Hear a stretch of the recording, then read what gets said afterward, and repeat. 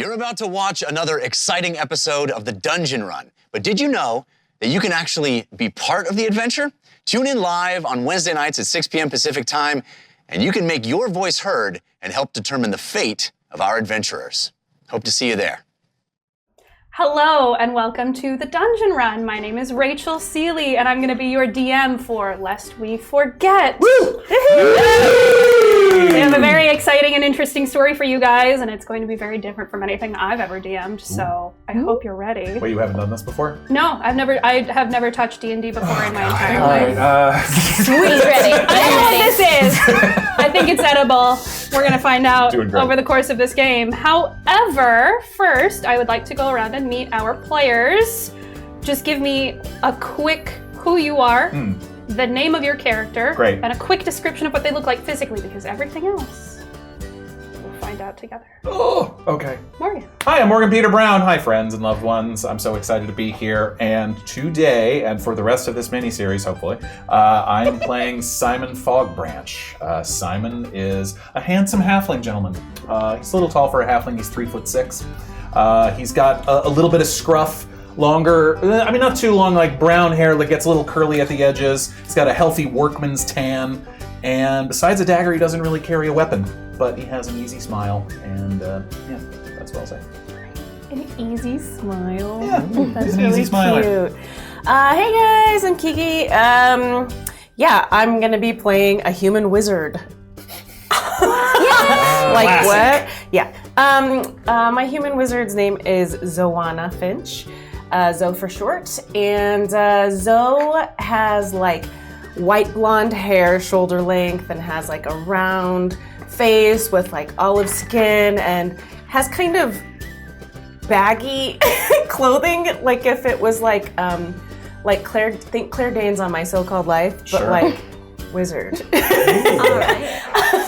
Yeah, that makes For you sense. Gen Zs out there, Yeah, go watch yeah. My So-Called Life. Yeah, so you know. Oh yeah. And then that's Oh man. I'm Ify Nwadiwe. My character is Lucyvian. He has a last name but he does not remember it. Love it. Which gift. Because make it whatever you want. Well, because it's within the realm of this.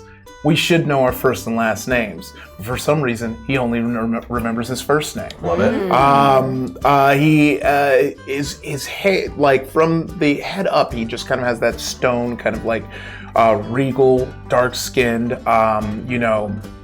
and he has like some kind of lines, like 3 lines that come on each side of the face, symmetrical, that kind of have like a light contouring, kind of light, glowing light. Yeah, natural contouring because he is an Asimir, and his hair is kind of fashioned to a froey ponytail, and he's wearing scale mail, but under it is like very old, worn down, dingy, kind of like noble, kind of the blouse. For some reason I keep wanting to say curious, but not that, but like just kind of like that. A fascinator. Yes, and it's very like very worn down with time, and his hands are calloused like that of a blacksmith. And he has like tiny round glasses, and he has like a very like soft, strong body, like muscular, but not like super cut. Yes, and that's pretty much like how he looks. He's about medium sized for the meta level, but average height of a human. And I think that's all. Cool. Nice. Yeah. Got a very attractive party going already. Yeah. All right. I'm Erika. I am playing Rivers. She's in Asmar as well. And a druid. So she has this pretty bright auburn hair that's braided into sort of long pigtails. She has tan skin, but it has an iridescent sheen to it. So like rainbow, a little bit. Rainbow glow. She's wearing green leathers that have been painted with flowers, and she has on her back It looks almost like folded moth wings. Cape situation. Ooh. Are they attached to her? Mm-hmm. Okay. And she has really big doe eyes that are like a foresty green. Adorable. Nice. Yeah. Fantastic. Fascinating. And I'm Rachel, I'm your DM. I'm everybody else in the game. But for the moment, I'm actually going to throw it over to Morgan, who is going to do some sponsoring. That's correct. We are sponsored by some amazing companies that we need to shout out here at the top of the show. One of them being Eldritch Foundry. We talk every episode about all the awesome minis you can create and print with them. You can see them here on this show regularly. We use them all the time. Gorgeous effects, attire and items, mounts, and so much more. And coming soon, they've just announced this. They have a Kickstarter launching where you can get full color minis. Yes, the launch date, I don't know if it's been announced yet, but they've got a Kickstarter coming, and they will begin printing your minis in full, beautiful color. However you design them, they will arrive that way. You don't have to get someone to paint them. Sorry, Ron. Ron does love to paint it. You can still get them without the color if you want, but if you want it, they will arrive fully painted. It's gorgeous. You gotta check them out. Go to eldritch-foundry.com and use our discount code TheDungeonRun at discount or at checkout to get 20% off. We're also sponsored by Die Hard Dice. It is the place to go for gorgeous Geist and accessories. Find out why they received over 23,000 5-star reviews for the best dice and customer service in the land. Right now, they've got new Magic the Gathering spin down counters for all of you Magic players out there. We've got a few. And so many more amazing designs and accessories for all your dice or tabletop needs. Check it out, dieharddice.com, and don't forget to use our coupon code DungeonRun at checkout for a discount on us. But our show is made possible by Patreon. Go to patreon.com/adungeonrun for all the incredible bonus content. For just $5 a month, you get access to cool behind-the-scenes content, early access to other things, and our after-show short rest exclusive only to you patrons. And at higher levels, you can also get rewards like free interactivity and a spot in our patron-exclusive D&D game run by moi. Yeah! I've got another game this weekend with folks like Fail Waffle, Black Akari, Gateway Guy, Just Jules. They're in the middle of it right now. I left them on a cliffhanger. It's going to be fun. New patron shout out we like to, and it's been a few weeks since we've had one, so I have a lot of patrons to shout out. Welcome, new patrons: Scott Tant, Kevin Dong, Alpha 54, Matthew Sue, Jordan Rossborough, Jeffrey J. Ellen, and C. Jesse Run, and a special hello to Sebel and Chef Scott 68 who joined our premium tier, so they're going to get even more cool stuff. So much more fun to be had. Go over to patreon.com/thedungeonrun. Rachel. Very dramatic. The Dungeon Run. So, as you may or may not know, if you have been here before, you will know. If you haven't been here before, welcome. This is an interactive show. However, because this is a pre-taped show, we will be dealing with things a little bit differently. But in the meantime, you can use our custom Twitch extension or the link that you can find in our About section on our Twitch page. Or you can just go to streamelements.com/thedungeonrun/tip. And there's two ways you can either help or challenge our players. You can choose to give advantage or disadvantage to any player or me, the DM. Or for this mini-series, we are using a new system called Forces of Time. All of our usual glimpses and bursts of light and shadow will go towards the next force of time, and when a new level is reached, well, you'll just have to find out. She's been teasing me about this all week. my I don't know what's going to happen. I made a table, and it's really exciting, and I can't wait to get through all the levels that I've made. So these cards are guaranteed to affect the game in surprising ways, and they will get stronger as we go, and more exciting, and they will mean more for our players, physically and mentally. What about emotionally? In the meantime, hit it, Sean!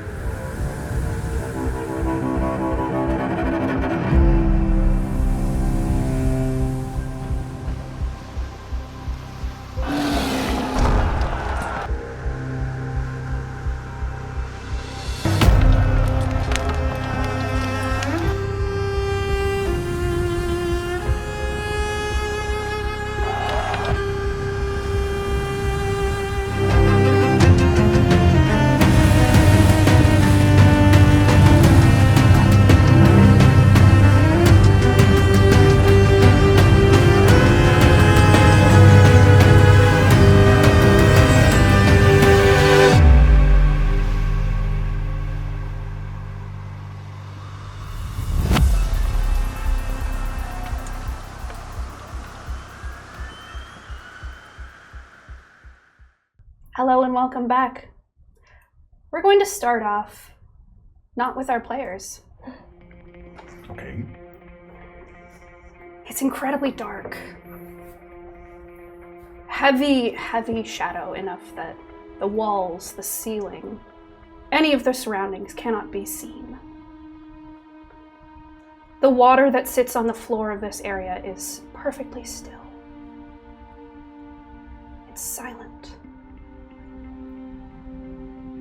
From somewhere in the distance, a small light appears.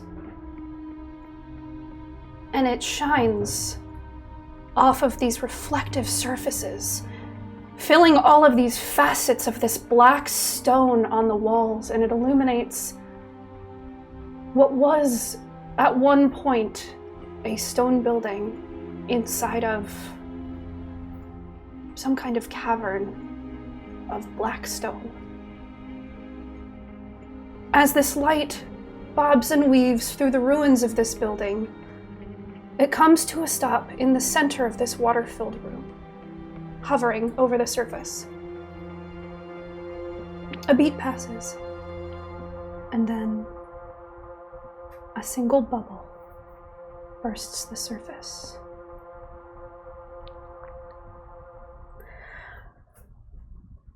The first thing that you hear, Rivers,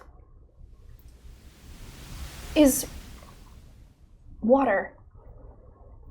Waves, you're realizing as you're slowly coming to. And you have these flashes behind your eyes of ruins and the sky below your feet, and you're falling.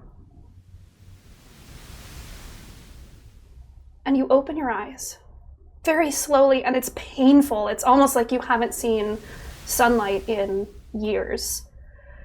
It's a cloudy sky, early in the morning, and you hear the sound of waves crashing below you.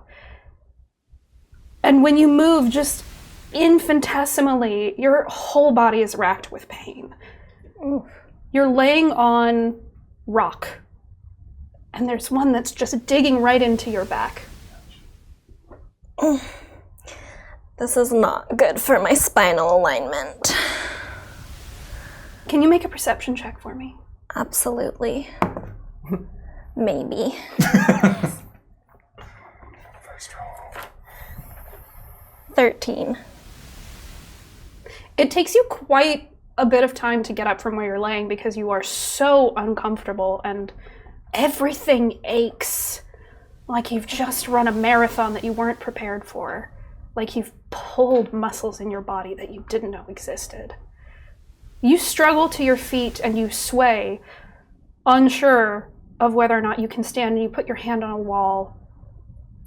And you see what looks like a dock down below you that's being covered by high tide that's coming in. And there's a rock cliff beside you and up above you. And when you look up, the fog is laying very low today, but you see the shadow of what looks like maybe a city above you. And as you look around, you clock several clothed figures. Does the city look like a place I've been before? Mm-hmm. Roll me a wisdom saving throw. No. Wisdom saving. I'm trying to remember things. Okay. Saving throws to try to remember things. Uh-oh. Good thing I'm pretty wise. 19? A 19. Good. Okay. You look up, and it's so foggy, you can only see the outline of it, but you vaguely remember this city. You've been here before. You've been here a lot of times. This was your second home. And you struggle to try and pull those memories back, but the more that you struggle to remember, the more it just slips away like sand. You know you've been to this city before, and you get just a flash of an image of this big, beautiful stone city. Tan sandstone. and then it's gone. You can't even remember the name of it. What would you like to do? There are still these clothed bodies that are laying around you. 3 total. I'd like to look at the clothed bodies. Sure. You see another ASMR, a human, and a halfling. I'll go up to the other ASMR since I think we have a familiarity. Yeah. Just based on Vibe. what we are. Vibes. When you are looking at these people, you know right away, without a question, that you know them. Oh. They're your party. Huh. But you can't remember anything else. You know their names. But when you're looking at them, there's 2 other things that you notice. None of you are wearing your armor. None of you have your items on you. You are in just plain clothes. But you also notice, on them and as well as you, it looks like some of the color has been drained out of your skin. Your skin is incredibly dry and brittle. Your hair is brittle. They almost look like they've drowned.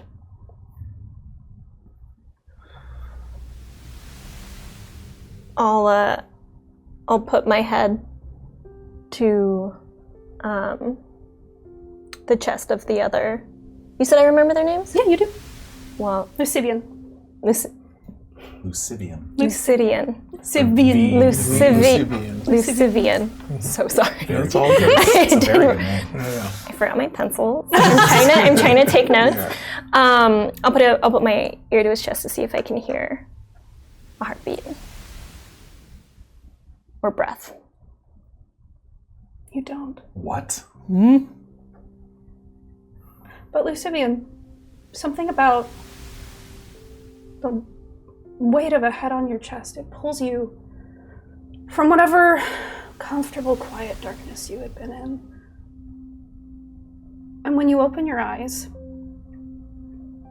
you see this person that you know very well. You've known each other for years. You don't know how, you don't know why, you can't remember anything about that. You just know Rivers.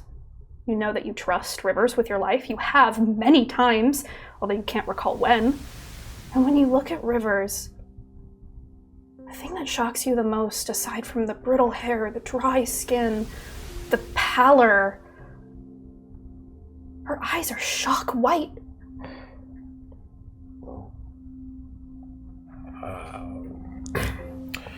Rivers, I don't know if you,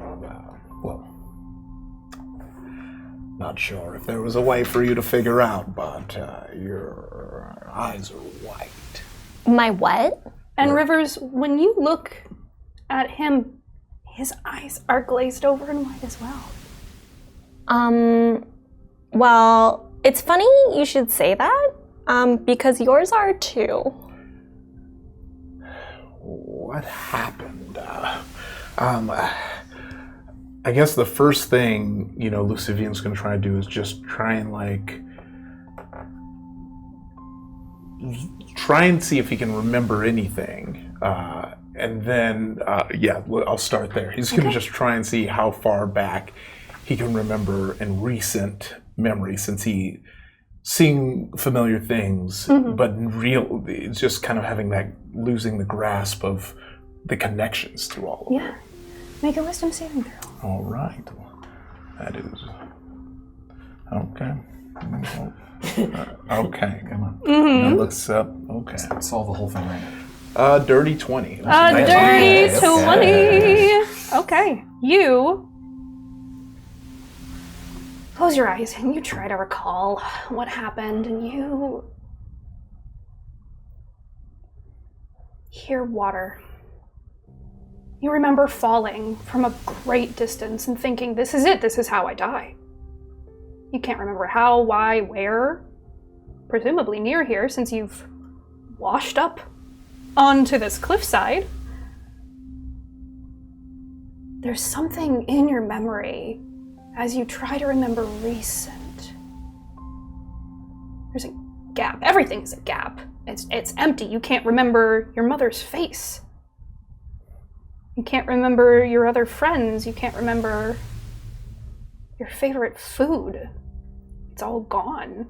But there's this gap in your memory that feels so purposeful, so tangible, almost shaped like a person, like someone has been hole punched out of your life completely.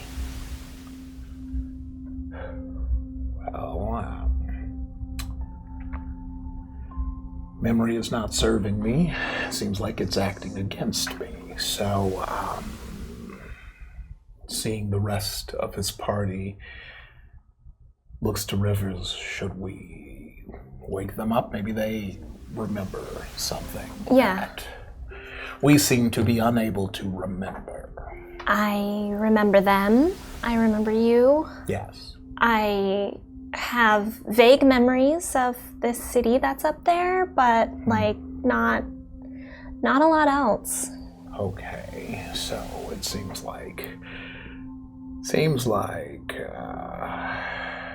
could be a spell, it could be many things, but I think the first thing we'll do is make sure that they're still alive as well, and he goes to shake them both at the same time. Okay. You both wake up, feeling like you're being rocked back and forth on a nail bed. It's incredibly sharp and painful. Oh man. I'm so thirsty. Everything hurts. And when you look around, you notice your companions are both not wearing their armor, but they look horrible. And we look that way as well, yes. Your eyes. Yes, we've already had a conversation about the white eyes. We all have white. Yes. Wait, do I have white eyes too? Does anyone have any water? And then, so there's water on the ground, right? There's some, it's just washing up from the sea. Oh, it's below. the seawater, okay. Is it salt water? I thought we were like in a closed room for some reason. However, the longer that you sit here with this thirst, the more you wake up, the more it seems to fade. The thirst? Yeah. Oh. Wait, That's... where are we? What day is it? Have we been sleeping? What? Well, Did we get knocked out? What are we doing here? that's what we're trying to figure out. That's why we tried to wake you up, hoping that maybe one of you would be able to jog your memories better than us two. We don't remember.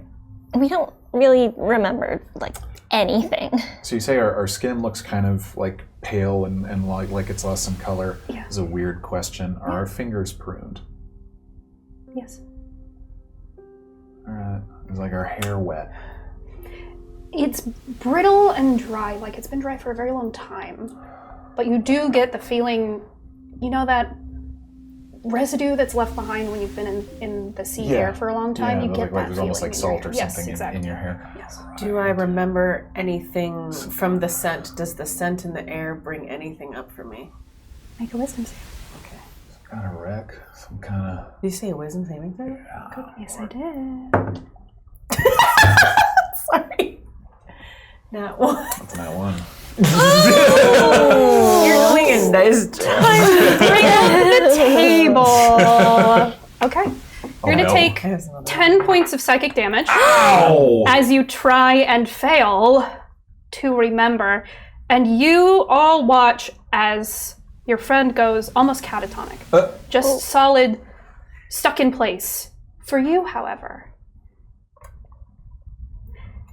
it's almost like you're watching this show, this play being put on, and there's this blurry filter on everything, and the lights are a little bit too bright, and the colors are so vibrant, and maybe it's just because you're remembering it through the eyes of a child, but you see a little you. And you're standing next to a kitchen table, and it's so hard to make out because it's so blurry. But you have your chin on the table and you're looking up and you can't make out her face, but you know somehow that you're looking up at your mother as she's peeling a potato. And you tilt your head to the side. And here is the first instance of this. When we have memories like this, we're actually going to act them out together. Oh, fun. So, I'll be your mother, peeling, and you are curious about where babies come from.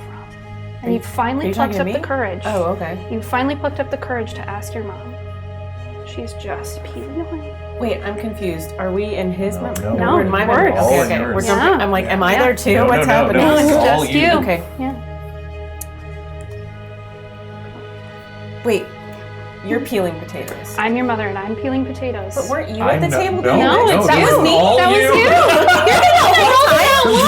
I legit thought I haven't that you rolled- had moved on. I haven't thought you rolled had moved anything on. I don't move on from ones that fast. No. Darn. Nice I try. didn't get a time. I was like, sweet. Peace out. No, you're Nice in. try. You're in here. Okay.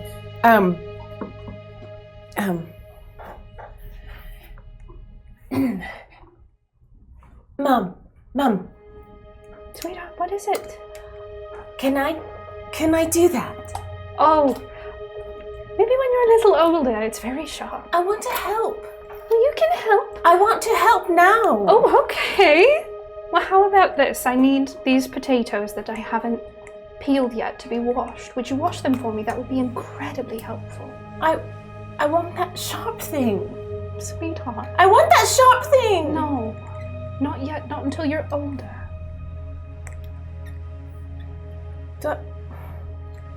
Fine. And I go and grab the potatoes and drag the box of potatoes across the floor. I'm gonna take them outside of the house because there's a faucet out there because I can't really reach them. Yeah, understandable. Okay. So yeah, I'm gonna take my potatoes and go outside and wash these stupid potatoes. You go out into the garden and you turn on the faucet and you're a little too rough with the potatoes, but you're washing them. And still, everything in this memory is a little blurry. And behind you, you hear the noise of your mother coming out of the house, and she comes and crouches next to you, and she's wiping her hands on her very dirty apron, and she says, "Sweetheart, what's troubling you? You seem so upset." Well, I don't feel like I'm ever allowed to do anything. Yes, you are. I'm too short to reach things, and I don't want to have to stand on things. I want to be an adult now. I understand. I was very much the same way when I was your age. I wanted to just be an adult. I wanted to do adult things and handle dangerous things and have responsibilities, but trust me, when you get to be an adult, you do not want to be an adult. I don't know. I think I'm going to love it. Yeah? I think I'm going to love it. What do you love about it? You love being my mum? I do love being your mum. You know I love being your mum. You're the best child in the world. And the smartest. And someday you will be the tallest, I'm sure. You'll be taller than I am, although I am short, so. And I go and stand on a rock and I'm like, yes. So tall, so brave. Don't wish away your time before it leaves you permanently. But even if I'm an adult, I can still play. You could still play if you wanted to. You don't need to only do adult things. Well, I heard you laughing last night. I don't know who you were laughing with, but I did hear you laughing. That was you laughing, right? Yes. Last night. Yes, your father and I were just talking about babies and how fun they are. Are you going to have a baby? Am I going to have a brother? Not with the state of the no. It sounded fun. Yes. Well, it can be when you have someone that you love. You know, babies. They are loud. They are loud, very. They're so loud. Yes. You know, they grow in the garden. they grow in little string bean pods. I thought you were going to say that these used to be babies. No! Oh gosh, no, we would not be doing this. No, they're special. They become very big, special green bean pods. Babies. And then you open them when they're fully eat done. them. No, you don't eat. Oh, sweetheart. I'm just kidding. I I know know you don't you eat babies. I hope no. You are a silly girl. Oh, so. Mom, Yes. will you make my favorite dessert? Yes. All right. I don't know where we're going to find any strawberries. Well, we have, and as she starts to point to a section of this very blurry garden, the motion of her hand erases this memory like mist, and it just dissolves before you. And then the warmth of this memory is gone, and your mother is gone, and you never quite got to see her face. And you're back with the sound of the waves crashing below you and your friends around you looking at you a little concerned.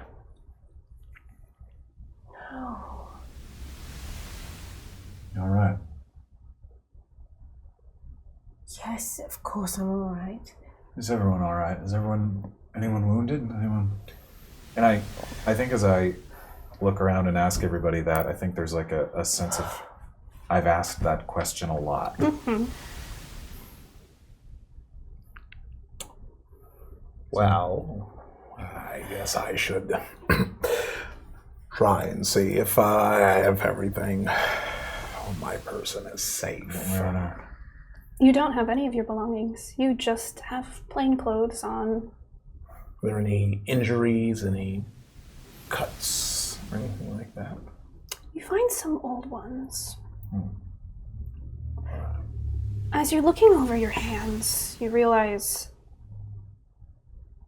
there are many cuts on your hands. They look like they've been healed for a long time. You're very calloused hands, and you could have sworn you had a pinky on your left hand at one point, but you're not sure. And as you take stock of your body,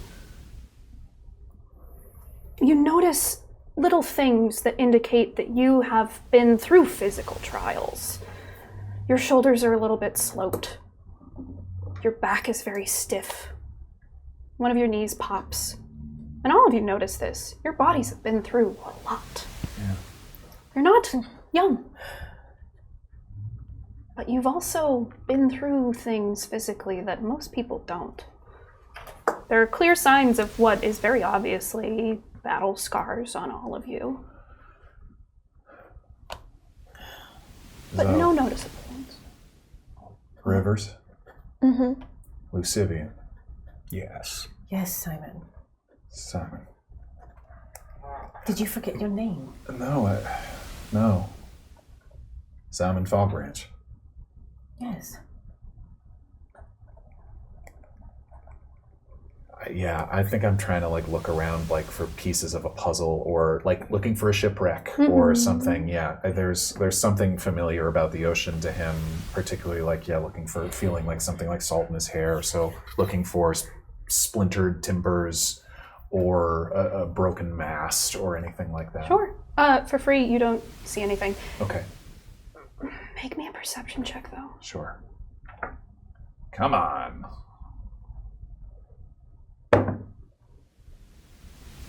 Nat 20. Oh! That one in the nat 20. Oh boy. Now I'm worried. Am I sitting in Adam's seat? I don't know. You got a whole thing for your nat 1. I mean, it kind of made me want to roll a nat 1 a little bit. It's true. But now I'm worried. No, I love a 20. It lets me lower dump. You're looking around and you're looking for a ship, for a mast, for the sight of a sinking ship, anything that'll tell you anything at all. You don't see anything. However, as you are looking around, you look down at the dock below you. Somehow you know you are a seaworthy man. Somehow you know it's in your body. Yeah. that wood down there from that dock is incredibly old. This should not be used as a dock. This is ancient, and it looks like it's crumbling. Okay. But something almost seems familiar.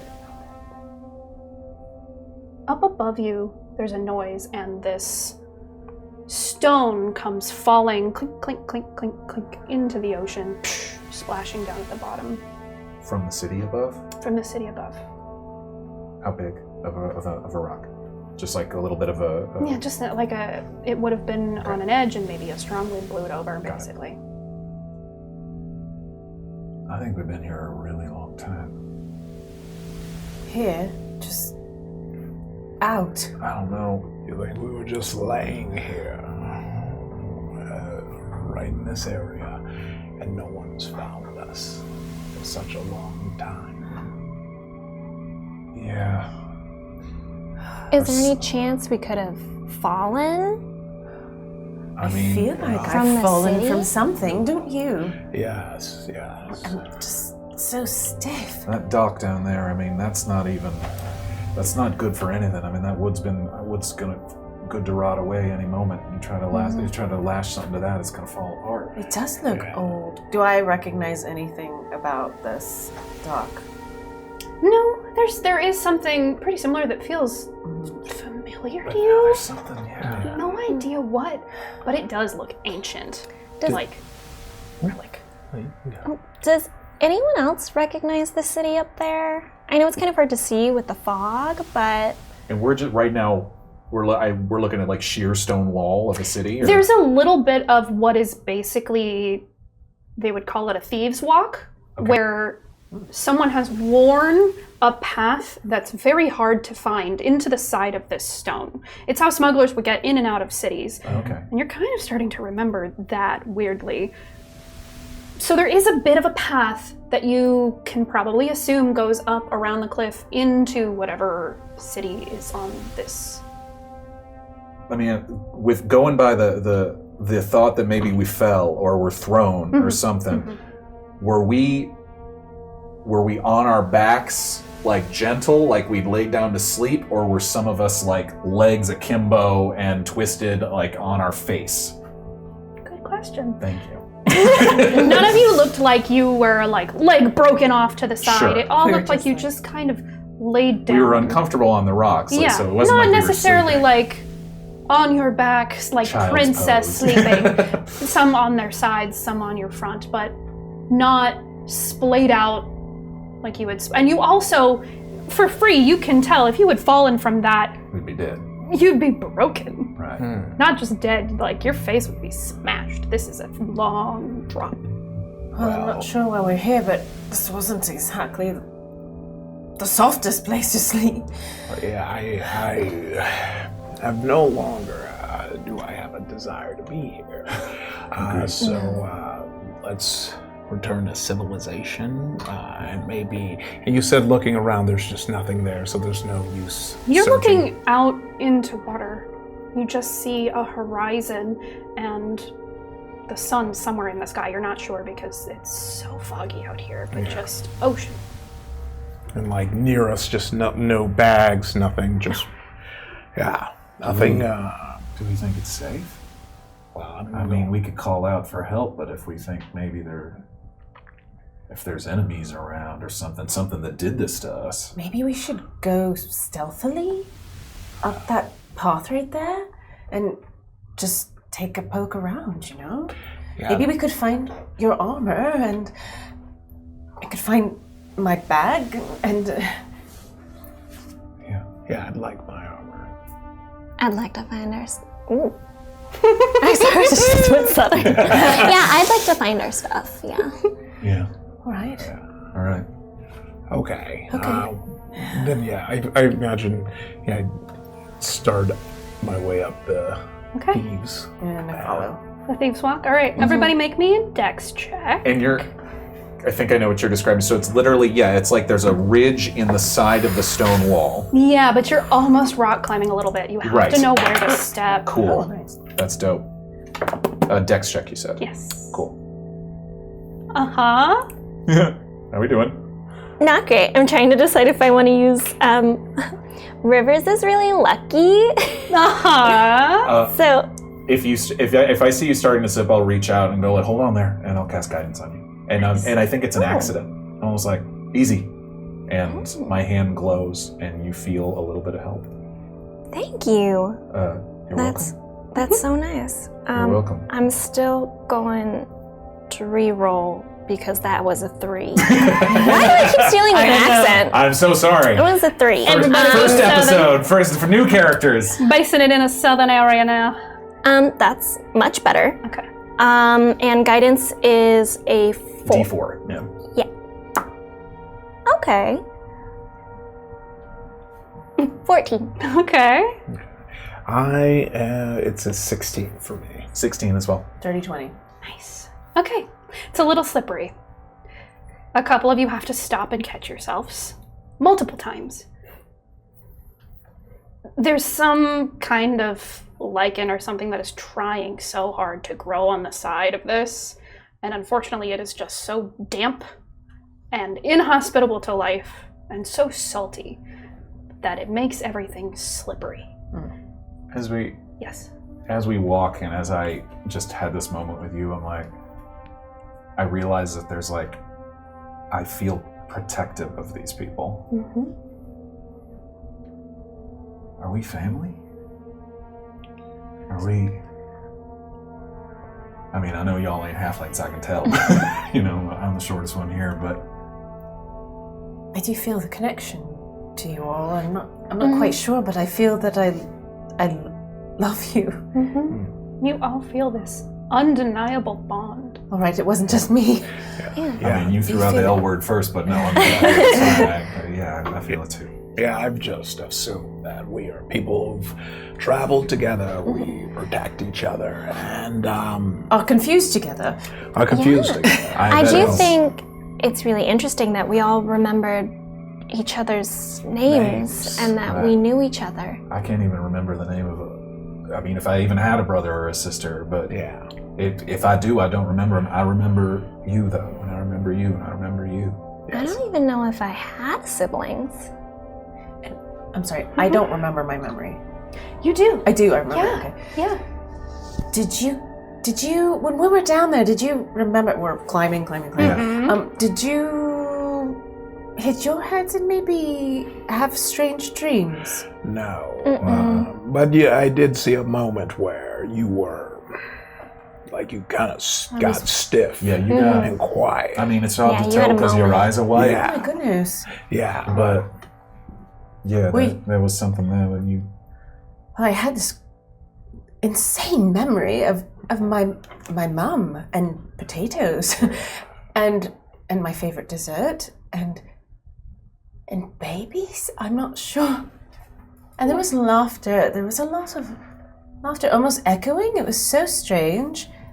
I couldn't quite see my mother clearly, but it's possible that I hadn't gotten my eyes checked yet. Well, that's right. I mean, and we all got this weird wide eye thing, whatever that is. That's Oh gosh, upsetting yes. enough. It is odd to look at It's you all in the eye. We don't have. It is a Would little you- uncanny. Would you have told us by now that you did not hear a heartbeat breathing from my chest? Oh. Good point. I was Let's so not surprised when bury you the lead started there. to talk. I was like, wait, what? So I should probably mention that when I woke up Lucyvian, I didn't hear him breathe or a heartbeat. Well, how good is your hearing? Yeah, I'm breathing right now. do you I'm feel- walking. do you feel the- Are you? Just put your ear to. Can you hear it Yeah, now? you put everyone careful, rest your careful. head on my chest as I stand here and I walk. And what do you mean you can't We're walking hear on a very breath? thin. You don't path hear a here. heartbeat. He's standing there. Yeah, I don't hear your heartbeat. Oh my goodness! Let So- me listen. Oh, Let me that's- listen. And I lean Makes over. no sense. Nothing. Nothing at all. All right. That is. Wait. maybe our hearing was damaged? I'm gonna... So, can I check your heartbeat? Just Sure. This is very awkward on the side of this wall, but yeah, let's give it a shot. You don't hear a heartbeat. I don't hear one for you either. Either we're all dead. Are we ghosts? Yeah, I think Have we lost our hearing? Are we in heaven? When Zoe says ghosts, Rivers is gonna try to stick her hand through a rock. She's just gonna stick her hand like You try to stick your hand and it just... Like, Well, I don't think we're ghosts, but Everything feels very solid and real. As far as dead, I don't know. All right. interesting. Let's keep going. Do you still feel like yourselves? I don't even know what that means. Do you still feel things? We feel love for one another. Mm-hmm. We have thoughts. I mean, I woke up and I said, Simon Fogbranch was right there. Mm-hmm. And everything else was right there. So in a way, yeah. In a way, I guess I do. Maybe that's the only thing I feel like, that I feel like myself. You did seem quite afraid to say your name, though. I don't know. I mean... What was that? No, you know who you are. It just felt, like deja vu. Mm. Do you have deja vu?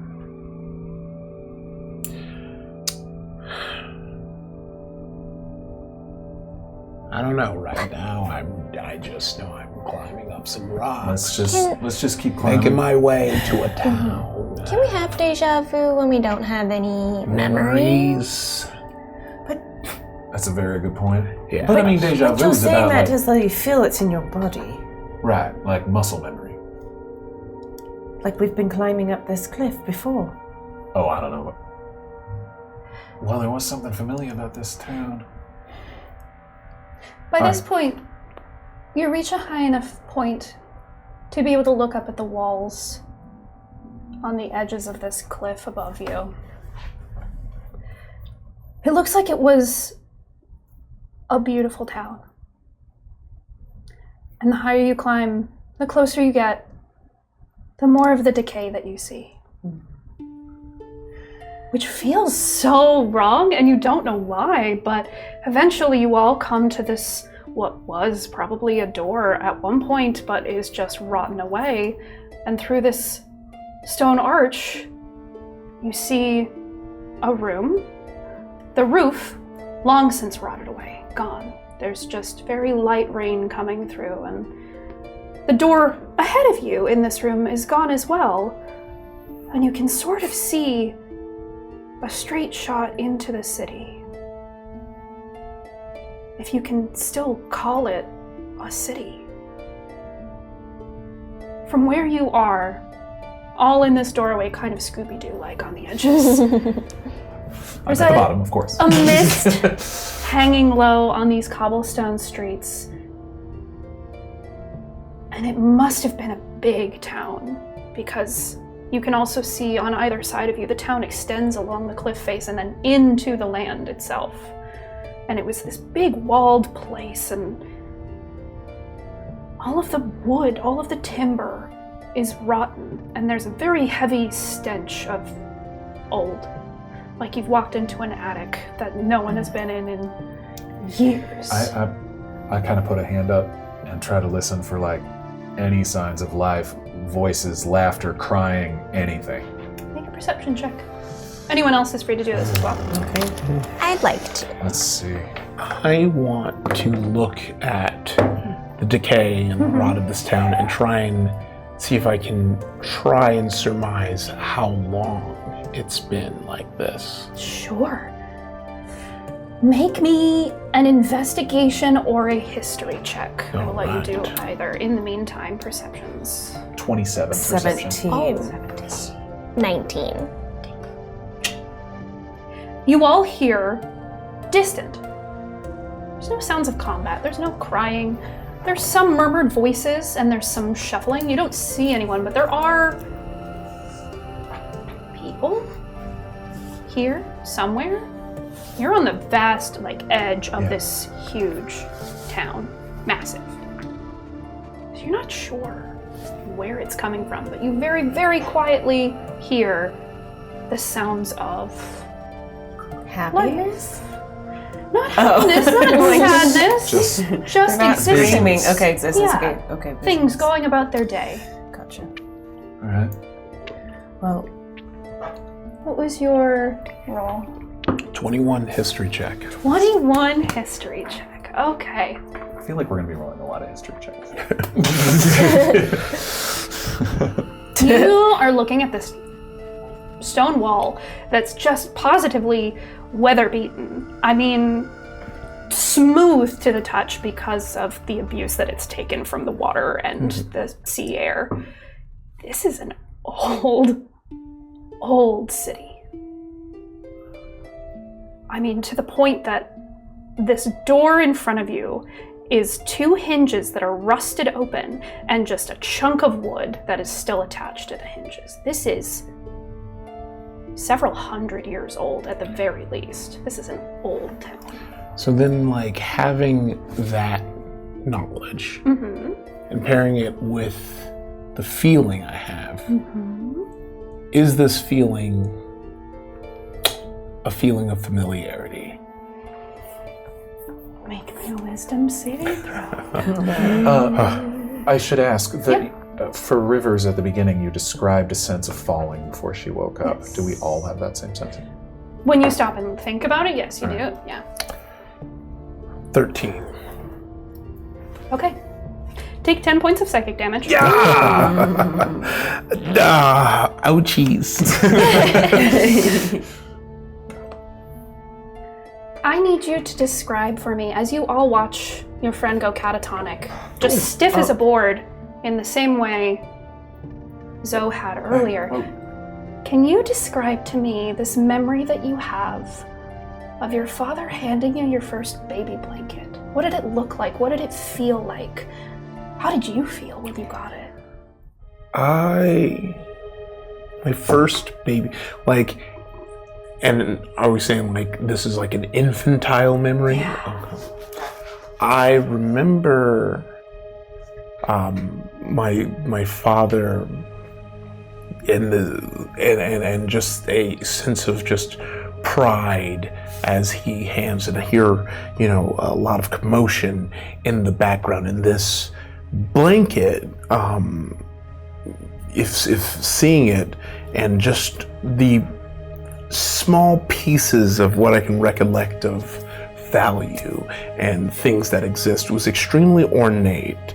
And even seeing in this memory, the crib that I am in has, you know, lots of filigree on the side. It's very plush. It's filled with pillows. It's very soft. It feels warm. I feel attended to. My father is there handing me this blanket, but there are servants with him, and there are, you know, people attending. It is a very busy home, and I just feel the warmth. I imagine that I also cannot see his face fully, but I feel his pride and excitement.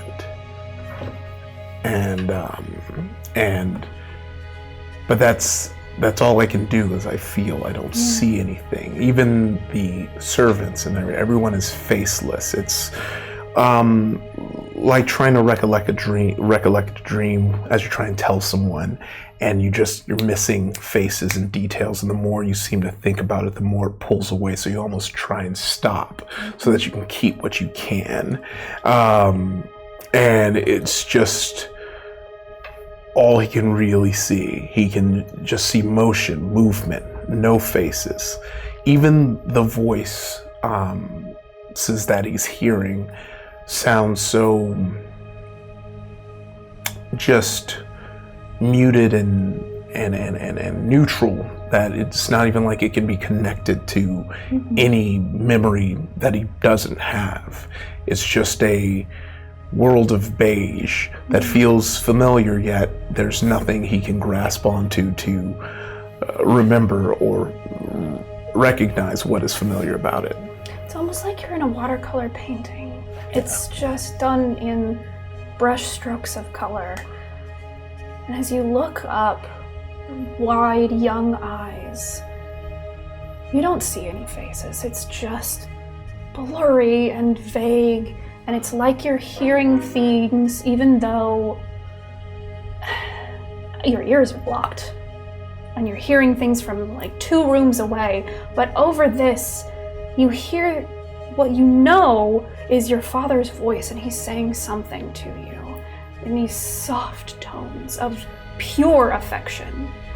And you hear from the corner of the room, you can't make it out, which is such a shame, because you know your mother had such a beautiful voice, and she's singing something to you, and you get this vague, soft feeling of your father's strong hands wrapping you in this blanket of soft velvet, and everything is done so carefully so that it is baby safe, because you are very clearly so precious to these people. And he scoops you up, swaddled in your brand new baby blanket, in his arm, and he cradles you and takes you over to where your mother is sitting in a chair in the corner, and gently gives the baby over, gives you over to her. And it's just a wash of color above you as your mother looks down at you and sings, but the song is gone. You can't recall her voice, but you know that she used to sing to you all the time, and it was such a precious thing, and it brought you comfort, and it's just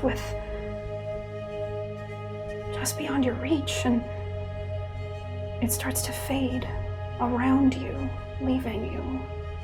Until the last thing you see is just the blur of their faces above you, looking down on you with pride. And then you're back. Luce! Yes. What? I think you did what I did. Is that what I looked like? Yeah. That was terrifying. Yeah. Deep childhood memory. Can't quite grasp at anything. You feel the feelings, but you don't see the things, hear the things. Yes, but exactly. you know you want to hear it, you know you want to see it. And you know what it is, but you don't know what it is. What were the feelings?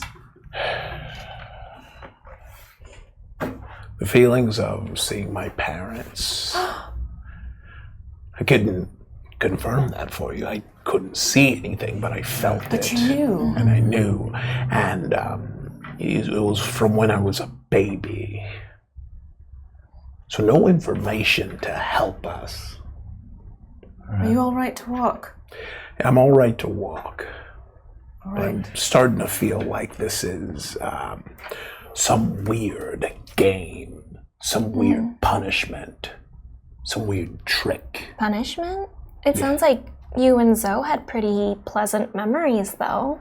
Pleasant memories we couldn't grasp onto. And I don't know about you, but it felt, I was moving around in it, but I felt paralyzed at the same time. Oh, yes. Well, I was an infant, so technically, yeah. And you were probably swaddled. Yeah, so I was held very tight. Yes, that makes sense. But it's keeping you at arm's length. It's keeping it away from you. Yes. I'm looking at your clothing as you described it. I hope you don't mind me saying, but your shirt looks kind of old, but Yeah. nice, right? I mean, Yeah. is this your home? Where we are? I don't know. I understand, yes. I couldn't tell you whether it was true or not. Do you remember any aspects or like details of the house? Or no, I know you were a baby. No, Is I'm our sorry. clothing I'm sorry. in I'm trying to tatters, learn. or are we No. okay? It's very worn. It's very worn. It's not old, per se. It's not like rotting off of you, basically. It looks like the clothes you would have worn under your armor. Okay. I want to look around and see if there's any like books, papers. I also would like to. Are we stepping into the room then? Yeah. To go Yes, over the yes, staircase? yes. Okay. Oh, also, I did have a question. Yeah. Does it seem that the decay is due to weather because we're near the water, or does it seem like there was maybe a battle there at some point, or a fire, or something? What you get when you look at it. Roll me a perception check Okay. While they're looking around, I'm kind of, because you said there's a door straight through to the other side. Yeah, so there's like this little antechamber where you are, which there probably would have been like a guard, so you're basically in a guardhouse, and then it opens up into an alleyway, basically, that leads, you see there's like a long thoroughfare way down there, down the alley, but it's like a distance. Dirty 20. Dirty 20. It's been worn down by weather, for sure, but it's also been worn down by age. A great age. Okay. But not like not bad. Age on top of like actually, it got knocked down somehow, or you know what I'm saying? Oh, you know what? Actually, because you are a wizard, you get this taste on your tongue, and it's very faint, but you know this is what residual, incredibly powerful magic tastes like. Oh boy. Something happened here. It doesn't look like a battle. It looks like an explosion. Oh my. There was no combat here. There was an event. A long time ago. So, do you smell anything in the air or get a sense of anything? Because also, I haven't licked anything, but I can taste something here. It's almost like a copper. Like you're holding a penny on your tongue. It's almost a little metallic. It's like some type of metal, but it reminds me of magic. Upon hearing you say magic, there's this like stroke of insight where Lucyvian's I know magic, right? I work with magic. I do magical things. I think. And I think I do too. I think I do too. So do you taste? What I'm tasting? And Now yeah, that you think about it, yeah, it's very faint. But this is something that you haven't been around in a very, very long time. This is powerful magic. Lucyvian's gonna try and tap into the taste, and once again, because even though he took that damage, even though it hurt, he knew that like trying to figure this out got him closer. So he's trying to see if he can remember anything about this magic taste, anything about the tongue. Make me another wisdom saving throw. I was going to ask too, does it seem like a familiar taste to me other than it feels like magic? Like I've tasted this before in other places. That's going to be 16 again. Okay. Ooh. You don't take damage. Okay. I'm switching dice anyway. You have just, it's like a single frame stuck in a film. Just a flash of an image. And that's all you get, and it's gone immediately. And it's you in a tower looking down. And there's something below you in the street, and it fills your body with fear. Because something is happening down there that shouldn't be happening. But you see the city from your tower, where you all are. And then a deafening sound, and nothing. What is it? Yeah, I think we know something about this place. I think something happened here. I remember one thing, and it's being afraid of whatever was happening here. Well, why are we here now? We need to find other people. Yeah. I've been kind of like stationed by the door, and my passive perception is 22. Humble brag. I'm that guy. Damn right. So yeah, I've just like, while I'm keeping an eye on these guys, I've got one ear basically on the street. Are you looking in the street, or are you just listening for? Probably clocking it every few moments. Okay. But yeah, I agree. So, yeah. Uh-huh. I feel a weird thought coming on. Remembering this town now, knowing that this is a place I've been before, I'm gonna got a blast. I'm gonna try and see if I can remember if there's any nearby towns. Okay. Roll me a wisdom saving throw. Let's see if we remember. Come on, it's got to be a 20 eventually. 14. Take another 10 points. Gosh. Oh no! Okay,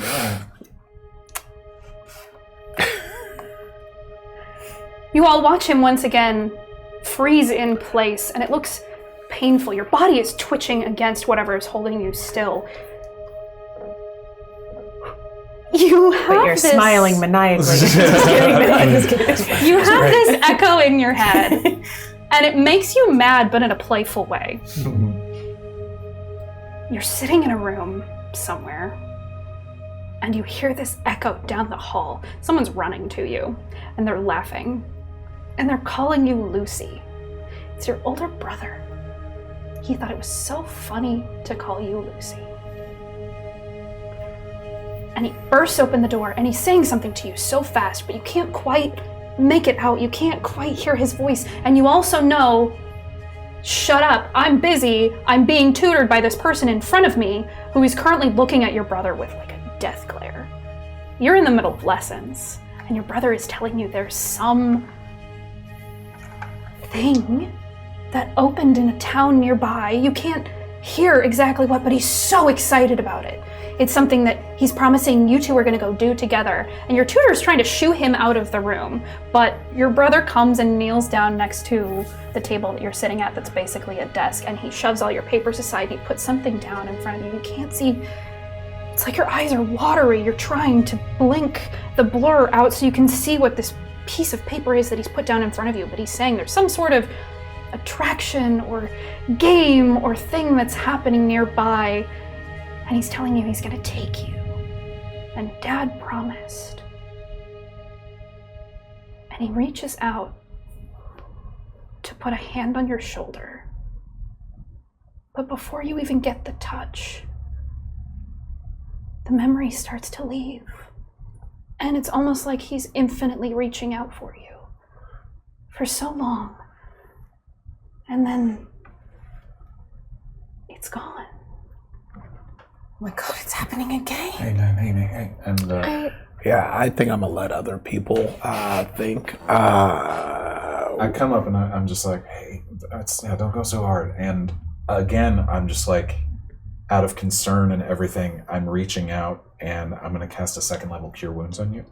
Nice. For 13 points of healing. And it's this slight golden green light comes out of my hands and just like, all right, man, don't try so hard. We'll get it together. It's okay. Thank you. Seems like you were right. I'm from this place. There is a town nearby. From memory, I have no other information, but we're getting somewhere. Do you remember anything? Are we married? I don't think so. I'm sorry. I can't believe I haven't mentioned it. You've got wings on your back. They're quite beautiful. Oh. They are. You know you do. Yeah. Yeah, they're your wings. Yeah, duh. Yeah. I'm a radiant soul. And now that she says that, you're like, well, yeah, duh, I knew this. Yeah, I feel like each of you are like coming slightly more into focus for like, just sort of like, wait, yeah, no.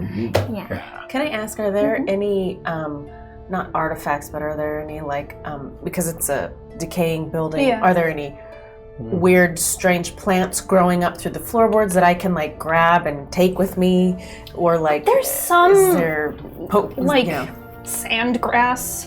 You know what I'm talking about? The stuff that grows on the side of the beach, like closer to the water. It grows wherever it can. Okay. And it's kind of starting to poke between the bricks and the cobblestone here, but nothing unusual. here. Okay. Earlier you had said you're keeping an ear out. Yeah. You, with your insane passive perception, hear these garbled voices. It sounds like people are trying to talk through like marbles in their mouth. Uh-huh. And you turn and you look and you see two people walking down the street. Uh-huh. Far away, down this alley, there's the thoroughfare. They're just walking by. These two buildings frame it in your vision. They're just walking by. And the woman is missing an entire arm. Acting like it's nothing. Like I can see the open wound? No, there's no wound. Okay. It's a bone. The thing walking next to her, however, A thing? is a full-on skeleton. Just clinkety clanking. And they're having a conversation. Like they're just going out to do the groceries. And I have, as an eloquence bard, I love it when you start sentences like that. As an eloquence bard. Mm-hmm. Nope, never mind. Okay, never mind. Never mind. I'm not going to use that. Okay. But so, am I able to tell, are they speaking common? Just Yeah. broken version of it? Yeah, it's just hard to hear. Oh, God. What? Yeah. There's just a full-on skeleton walking down the street. Walking Correct. Yeah. on its own.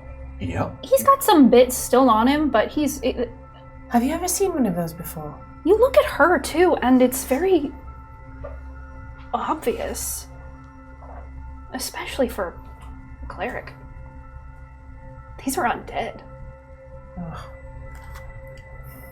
Yeah. Neither of them are alive.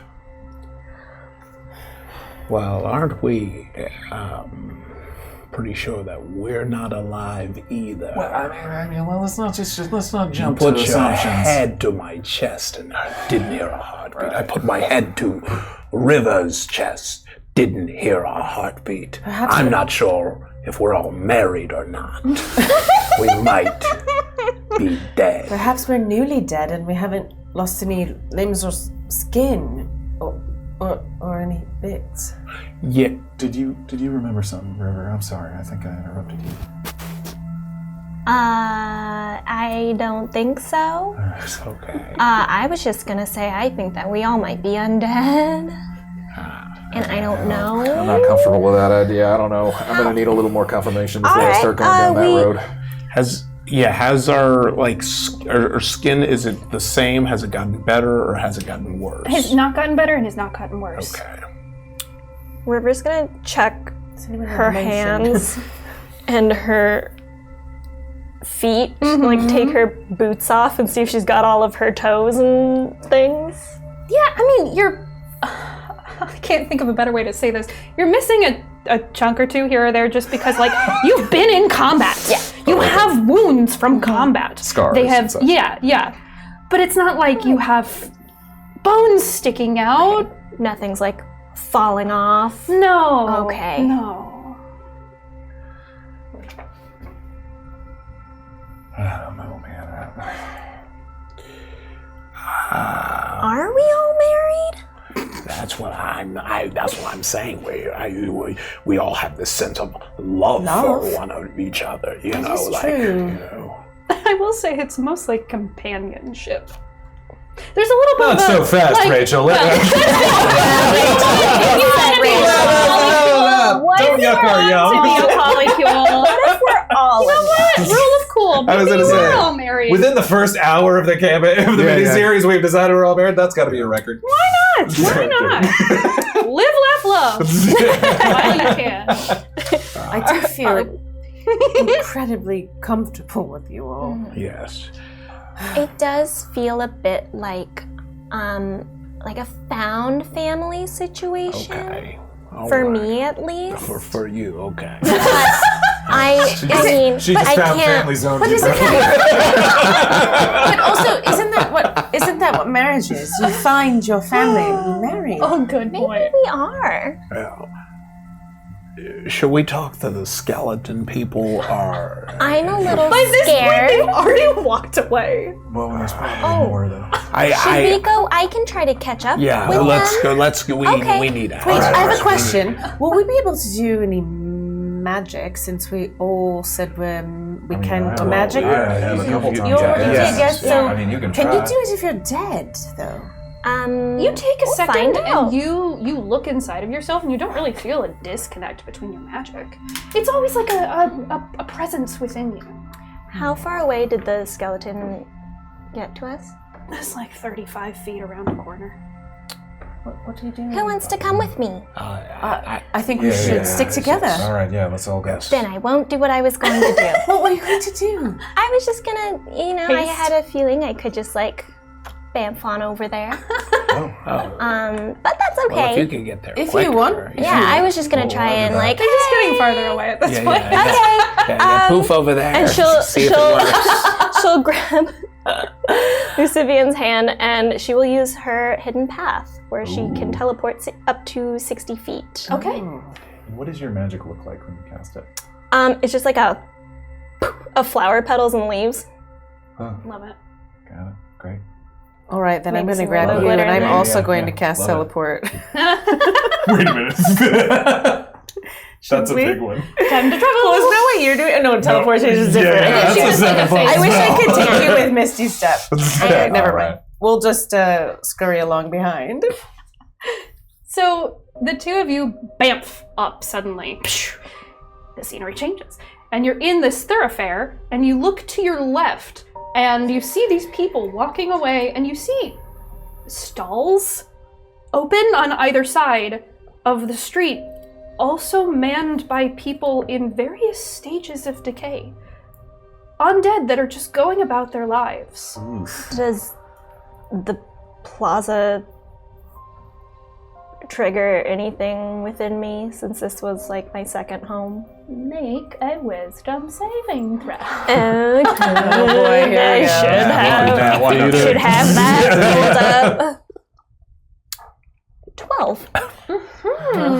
Take 10 points of psychic damage. Ouch! My brain. My brain. Rivers, tell me about the worst injury that you ever received. Ever? Yeah, the worst. You thought you were going to die. That was it, then and there. In combat? Not necessarily with the party, Okay. but she's going through the forest on her own. And she realizes that she's being followed by some sort of maybe large cat. She can't really tell. And she tries to make a decision. If she's going to hide, scare it, or run. But because she isn't very experienced at this point, she chooses to run. And it pounces on her. And I think this might be the first time she uses some sort of magic. Yeah. But it takes a big bite out of her leg. And she somehow grabs a stone and is able to get a little bit of magic on there and hit the cat with it, the big beast, and she's able to get it injured enough, maybe, that it decides to leave her alone. Okay. She puts up enough of a fight, but she is bleeding on the floor of that forest. So this was your first experience out on your own. And what happens in your particular druid enclave, you're very close to a large city. There's this thicket of woods, very wide enough for a rather large enclave of druids to take up home there and still have plenty of space to not disturb wildlife, which is their number one goal. What they do when they are training up a young new druid is they will send them on their own on a pseudo-pilgrimage into the deep woods. There is a shrine that they have set up by a lake, and you go on your own. You don't have anyone to accompany you. And you manage to get to this lake, to this shrine. You spent a full day and a full night basically fasting, but contemplating your place in the circle of nature, how you can better be a shepherd to nature, connecting with this source of your magic and this place that has been your home. And you've been on your way back. You do manage to scare the beast off. You do a significant amount of damage to its head. It's already been pretty damaged, so thankfully, even though you are very young and low level, you do manage to disengage from this combat. However, you are bleeding profusely, and you know you are still several days away from the Enclave. You have this memory, and you are feeling the pain currently. To everyone else, she's just stiff as a board and twitching. And you see this the only two together. muscle in her leg stiffen, like you've gotten a Charlie horse. You can see the muscle writhe. You feel this pain, and it is blinding. It's the only thing that you feel, and you know you have to go this direction for this many hours. But you're still so far. And you manage, on this profusely bleeding leg, to hobble your way a full day. And then you black out. You fall like dead weight onto the ground. The leaves turn up around you as soon as you fall. And when you wake up, it's several days later. You're in a fog. It's partly the memory, it's also partly the fact that you have a raging fever. And above you, in this wash of pale watercolor colors, you see faces that your body and your heart respond to. You recognize these people, the people of your enclave, your friends, your family. They're all tending to you. There's something magical about this wound. They know it. And you hear through your fever, you come in and out of consciousness, you hear someone saying, "She won't make it, not like this." But a few days later, the fever breaks. But you know you were this close to death, and ever since then you have had this very odd relationship with death. And when you come to out of this memory through the fog, there's an intense pain in your leg, but then the muscle releases. But you remember that very odd relationship you had with death after that experience. You had one, didn't you? Yeah. Memory tornado. Yeah. Yeah, that's what I decided to call it. It's a good term. Memory It's tornado. very just a whirlwind of emotions. Remember when I said that you and Zoe had very pleasant memories? Yeah. I didn't get one of those. Oh, okay. No, it was my Are first. you sure? Was it your perspective? We ran up around the corner. Yeah, you guys do catch up because she's been What standing happened? there for a hot second. It was my first ever near-death experience. Oh, okay. Yes, of course. Yeah. Were any of us there? No, I was really young. Okay. Yeah. Is the skeleton and the person gone? Right. They have stopped at a stall, and it looks like whoever is behind the counter, it's just these hands. Maybe they were an orc when they were alive, but they are like passing off something, and it looks like it's some kind of fruit. Ooh. I assume we're seen, so I don't understand. Like, do we mingle? I was just Like, saying, is do you know what I anybody, mean? Like, is that the same question? cool? Is Is it anybody cool? noticing us? Like, No one has like looked at you like Okay. you're standing out. They're just, And there's no combat happening. It's like these people are just going about their lives. I don't know if that's Like comforting or not. Like an undead farmer's market? Yeah. A little bit. Yes, actually, a little bit. All right. everything's super organic. Or super rotten. Yeah. Super organic. Well, what? Do we want to talk to them? Yeah, I just was making sure you recovered from the tornado. No, I had a little bit of a Charlie horse, but I'm all better now. So. Yeah, we might have to think of a different name for yours, because I didn't get a Charlie horse, and it was a good memory. I mean, but memory tornado is. Yeah. I think that's yours very was Tornado, more. is that what we're calling it? What it Yeah, felt like. when it's good. Memory hurricane. Oh, It's okay, bad. right. So we had a I memory mean- hurricane. I don't know. I don't think tornadoes are that great either, but. Touche. I'll tap my hand on like the arm or the arm that's still there of the woman who was standing next to the skeleton. If they're still, hey there, pleasant day to you.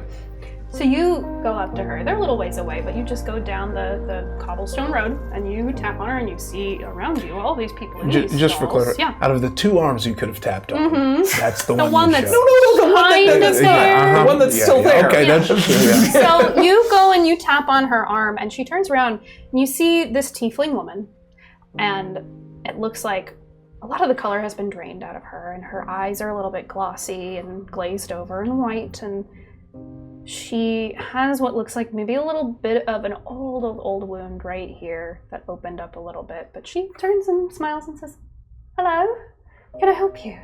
Yeah, sorry, I didn't mean to bother you, but I'm just. Her eyes are white as well. Yeah. Do you have the time? It's, Sorry, I'm worried I'm late to meet my friends or something. I don't, I'm sorry. If you go down this road and then take a left, it opens up into a little circle. It's the armory area. Yeah, the Of armory. the market. I've been there's there. a sundial right in the center, and that can tell you what time Of course day it there is. is. Thank you But so I think much. I would say it's about 10:30 maybe. Okay, thank you. The skeleton turns and looks at her, and just something garbled comes out of it somehow. It makes some kind of noise, and she goes, "Oh," he says, 10:45. 10:45. All right, thank you. I'm Simon. It's a pleasure to meet you. Azira, nice to meet Azira. you. Hi. All right, well, have a nice day. Are you all right? You look. Sorry, bad dream, I guess. Thank you. And I'm just walking back to you guys with like 1,000-yard stare. What did she say? What did you say to her? She just seems to be having a very pleasant day with her skeleton friend. What did you ask her? I mean, I just tried to have a normal conversation. I asked her the time. Why and- would you try and have a normal conversation? Because We're I don't know, trying- man. We I have think no she memory. mentioned her by We don't know where we are, herself. and you asked her for a normal. Give me 1 second. And I It was marched kind of up like to like a control test where you're like, can they talk like normal? Lucyvian, you march up to her. Yes? I notice your eyes look very similar to my eyes, right? Okay. How long do your memories last for you? Go right. I think. I mean, I can't really remember what I had for Zoe comes breakfast, over. but Don't mind him. He's super Don't intense. mind. Don't mind me. No, we I just think woke up on the beach over there. From the water. Skin like salt. Hair like hay. And we want to know what's going on. You seem to know what's going on. I don't know what's going on. I'm just here with Gregory to get some food. Okay. I promise not to be scary. You are a little scary, I will be honest. Is it because He's I have just no hungry. color in my eyes? No, it's because you came up here, like, turned up to 100. He's just hangry. That's why we're here at this beautiful, Which strange farmer's market. my name? Angry? It's when you're angry and hungry. Are you still experiencing hunger? We Dude. get this food just, I mean, you know, for the feel of it, but we don't eat it. Oh. And so you are aware that you're undead. She looks at Gregory. He was a full-on skeleton, like his teeth chatter a little bit, and he looks up at her and she goes, yes. Okay, so because you were kind of acting like I was weird, being freaked out. You're acting very weird. So you have no problems being undead right now. You have no memories of being alive. No, of course I remember being alive. Are you okay? You are freaking me out. No, you've excited me. No, thank you. I did not realize it was this kind of a conversation. I'm sorry. Gregory and I have been engaged for a very long time, and he promises that someday soon we will have our wedding. However, I am not looking for anything extramarital. I promise it's not that conversation. We all may be married. I think we're married. Yes, I was saying, we like just mere minutes ago, we woke up on down there near the water, and this place seems like from so far away we have no memories, but you remember being alive. Do you have any clue how long ago that was? I mean, yes, we all. Oh, you poor thing. Something has happened to you. Do we seem dead to you? You are. Everyone is. Well, that solves that. When you say everyone... Well, look around you, and she points to everyone in the stalls, and some of the people nearby are starting to turn and look at you funny. Look, we don't They're judge. all undead. They're all people in various states of decay. All of them. All right. Some of them more full than others, but... I mean, my friend has... Pardon my friend's excitement. Don't pardon me. I got us more information. You've obviously gotten us quite a lot of information. I apologize. Don't you dare pardon me, Mr. Time. So why don't you go look at the sundial? You're right. All right, I'm sorry. Do you know how long it's been since you woke up from being dead? We just woke up an hour ago, maybe. My God. Where have you been? On the beach. Apparently dead. Okay, now you run. No, I'm so sorry. I didn't Relax mean to retort so sharply. Oh, Please my humor us, madam. God. And Gregory, you seem very charming. Gregory, would you take the fruit back home? I mean, I'm sorry. No, it's fine. He can stage it himself. We mostly put it out to look at it and remember. Wow. Come with me, please. Wow. I have a feeling you're going to want to see this. And she starts to just walk away. And I'm assuming you follow. Oh, yeah. She leads you through this decimated town. And what little is left of it, walls, maybe sometimes a roof, one or two buildings that are more than one story high. This place has been destroyed, but what is left is still a city. And there's not many people here, but everyone that is here is undead, and it looks like they are just trying to stay within the rhythm of their living lives. There are people weaving. There are blacksmiths that are making armor and pieces of clothing, and people just trying to remember what it is like to be human. She takes you down a street, to the right, around where the sundial was, and into an area where you start to feel very cold. There's some aura in the air here that is very cold, and there's a sharp, awful, acrid taste on your tongue that's a mix of a penny and pure bile. Oh. And ahead of you, you round a corner, and there is just ground zero. There are scorch marks everywhere. This has been completely leveled. It looks like it's dead center in the city. And on the other side, you can see on the other side of the blast radius where buildings have been decimated but not completely destroyed. But here, in this open area of ash and ruin, in the center of the air hanging there. So god-awful to look at. You feel like you're going to be sick just laying eyes on this black portal. Just hanging there. Shifting in the air. And she puts out her good arm and she says, Don't you dare get closer than this. What is that? This appeared after the explosion. We don't know what it is. Anyone who gets close is sucked into it and they're gone. Destroyed, evaporated before our eyes. You said it appeared after the explosion, so the explosion probably didn't come from it? We don't know.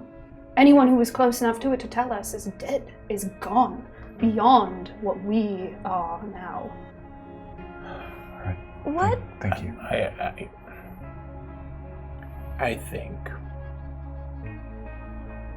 that I am about to ask you one of the most important questions that I think that we are going to ask you in maybe all of our lives. What time is it? No, just kidding. I'm sorry. I am already engaged. No, we might be married. Do you remember who did this? No one really knows. No one really knows, as in no one knows, or does it seem like it was taken from you? No, it doesn't seem like it was taken from me. Anyone who would have been around it when it was created is gone. What if I told you? And he was looking at everyone, and he internally is going crazy. Yeah. Because Internally? Same. a little bit uncertain. Because while he might not remember much, one thing that, Lucyvian remembers is more often than not always being the smartest person in the room. And having that taken away from him with his memories, with nothing, and being so in the dark, and now kind of coming to terms with something that we all kind of felt might happen, but knowing for a fact that we are in fact dead, he thinks back to that flash and realizes in this moment of story picture that he hasn't told anyone else and goes, the memory that I had when I said I knew I was from this city was being in a tower and looking down on this city, being scared. I couldn't quite see what it was, but I was scared. And then there was a loud boom, and that's it.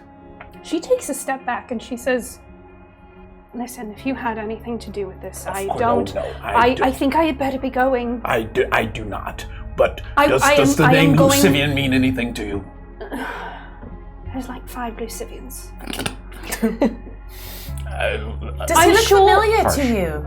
No, but look, Rivers. You're very obviously a nobleman, and I never would have. Rivers. I'm sorry, I don't know any of you. Simon You don't Fogbranch. look. No. Do you remember what was happening? Yeah. Yeah. You met before when they asked you what time. What? Simon Fogbranch. Well, forgive me, it's been a very long time. I think when I was alive, weren't you some kind of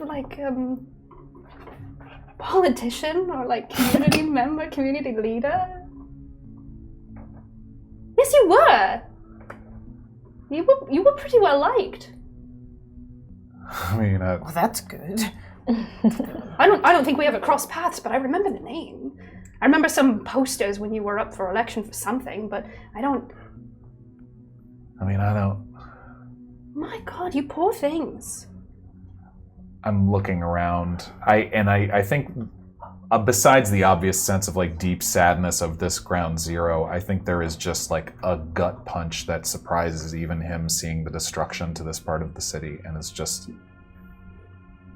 even just feeling even just looking at the destruction of the architecture and probably just, this hurts. I don't know why this hurts. Azira, you said? Yes. I don't Oh, that's fine. I am sure we did not cross paths. What else do you remember? Can I remember anything? Make me a wisdom saving throw. It's my first one. Everyone's like, I know, I'm sorry. I'm behind. Okay, I've only had one, so. It was a good. Oh. 24. 24. Take 10 points. 25 points. What? Wait a minute. Simon, you remember this beautiful city. It was so diverse and so unique and so large. And you so desperately wanted to do good.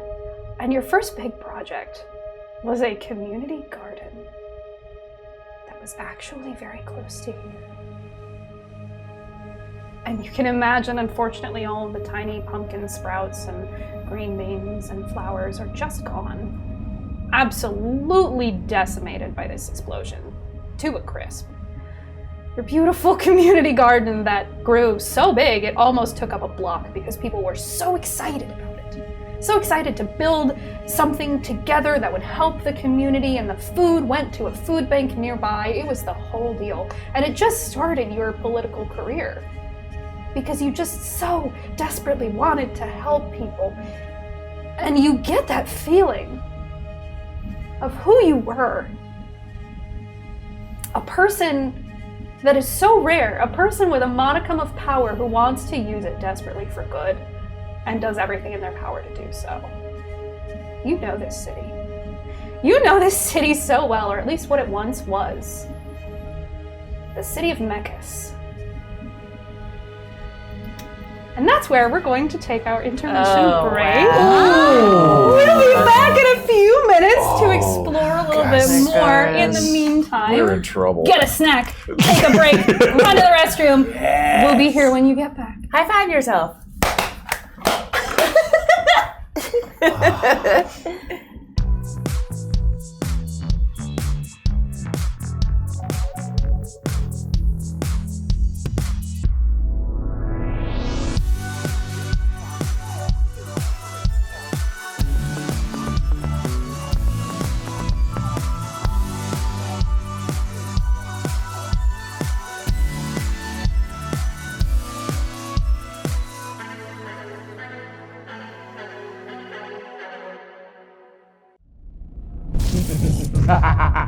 You fools! You'll never defeat me. Now face the wrath. Why is he so hot? What? I think it's just that epic miniature. It's really doing a lot for me, too. Yeah, maybe. But he's also kinda... Silence!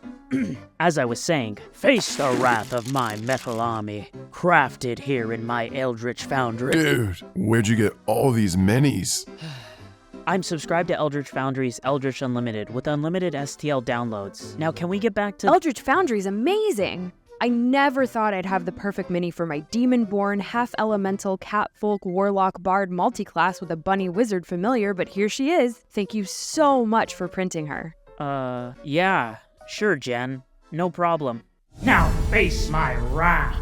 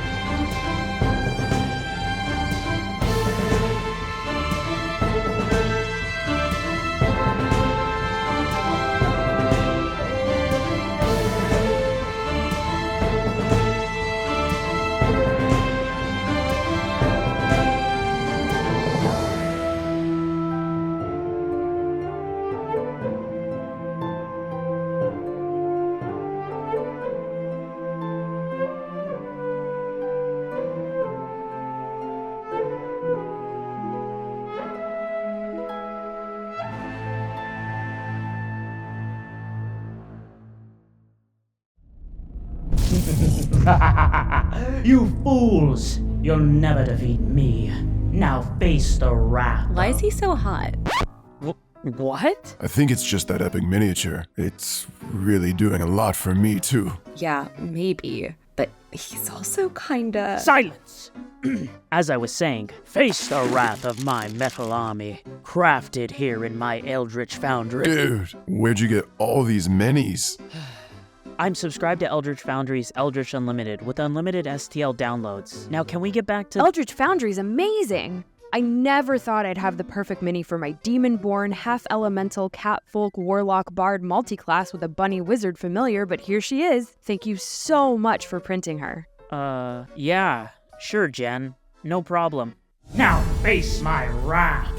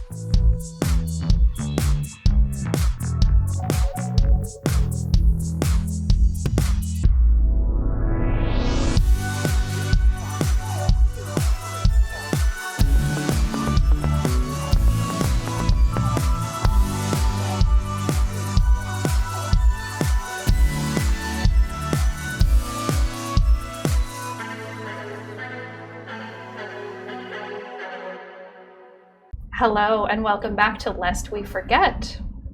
Where we left off, Morgan, Yes. as Simon, you just remembered the name of this city that you loved so well. This city was named Mechis. And you pull out of your memory, just a little bit, slowly, like you're surfacing from water. And you look around at the city, and it is both familiar and not at the same time. It looks nothing like the city you knew and loved. But we're here at the, as you called it, ground zero. So is that really just because of the devastation, or is there other like development or something that I don't recognize? Is it mostly just because of It's mostly the devastation. Okay, got it. Yeah. I figured. Whatever explosion happened. I think I know where we are. Mechis? The name rings a very vague bell to you all. Mechis. Mechis. I know this place. Mechis, yeah. There was you said the garden was just a few blocks away, right? Yeah. But you can see where it would have been. Everything is gone. Just ash. Scorch marks. I helped build a community garden over there. I mean, you can't really, it's just like a lot. Yeah. Did they move it somewhere else? Because I think it so. got blasted by. Yeah. Can I remember any place that feels most like home? Like you spoke about a tower.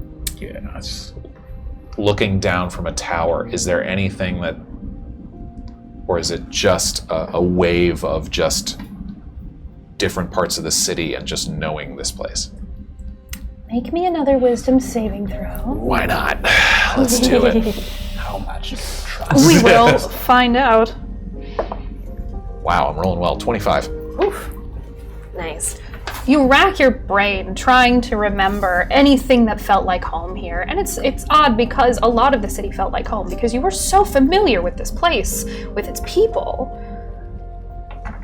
You do have this very faint recollection, an image really that passes through your mind of a really joyful night. All of you together at a table. Getting married? Tavern. No. Was that reception? No wedding bells, I'm sorry. You're at a table in a tavern. And you remember thinking, oh, the whole party's here. Whatever that means to you. And you're in some kind of celebration, like you've just completed a mission of some kind because you are adventurers together.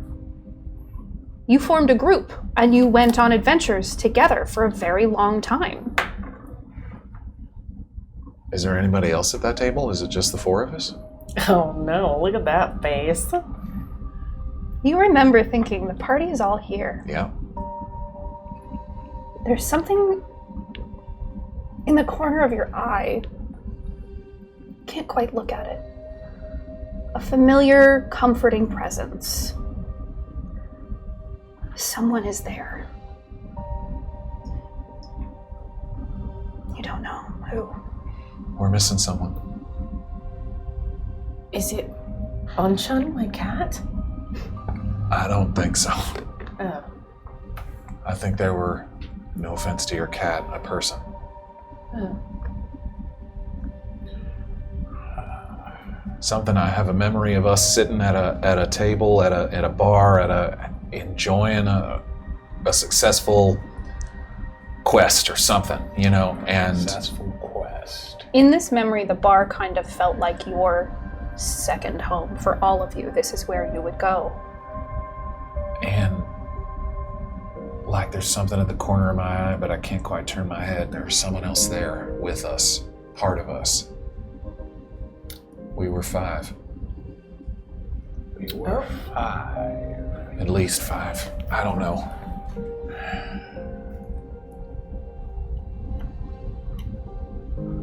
Well, All right, well, let's start putting the pieces together, okay? We got a tavern, we got a tower.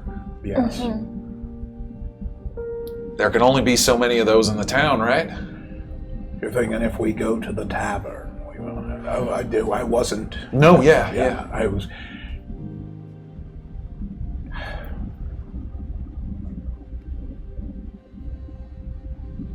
How are we not sure that the tavern wasn't Right here. here?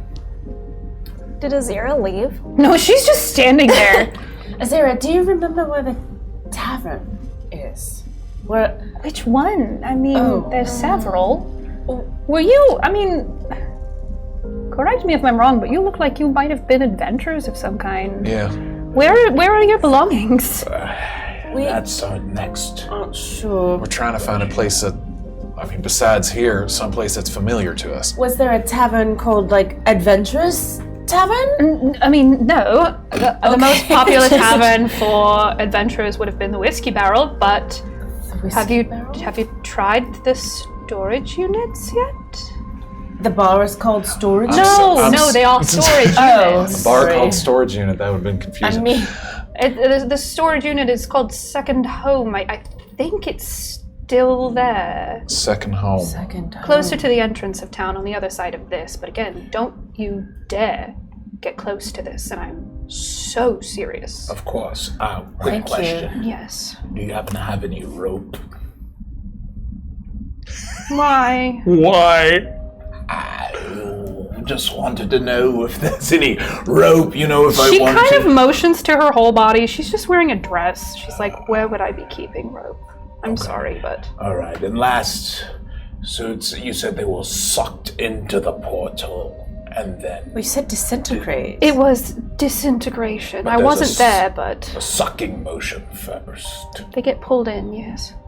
You said the only thing, if we look at the portal, all we see is darkness. Darkness, and it hurts. You feel sick when you look at this portal. I want to get as close as possible to the edge. She stands in front of you and she looks you in the eyes and she says, do not.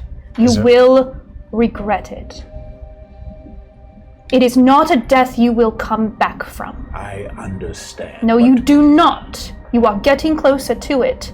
It seems you are all incapacitated mentally in some form. You do not remember anything, and I am telling you right now, you do not get close to that thing or you will be gone. All right. Permanently. Luce, there are other ways. Yes, I just want to look at it, to sense the magic, to maybe get an answer or something. But I will stay here. Dying is not the way. I feel like this portal will be here if we come back after we find our things, possibly. And can I make a weird suggestion? You want to throw something at it? Can we send your cat? Oh. I wouldn't have said that, but... It's a familiar, right? It can come right back.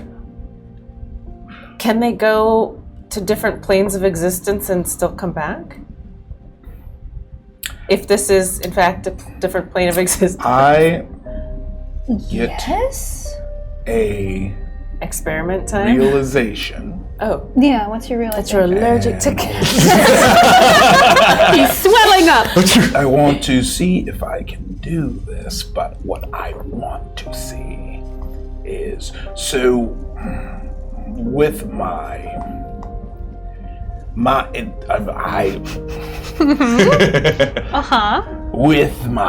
I'm trying to see more detail. Brand new high-level characters, folks.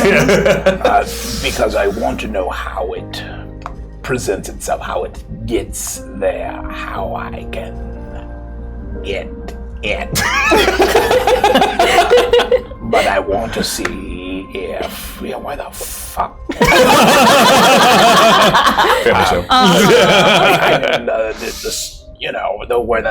the freak. Hey kids, I'm gonna build a cat.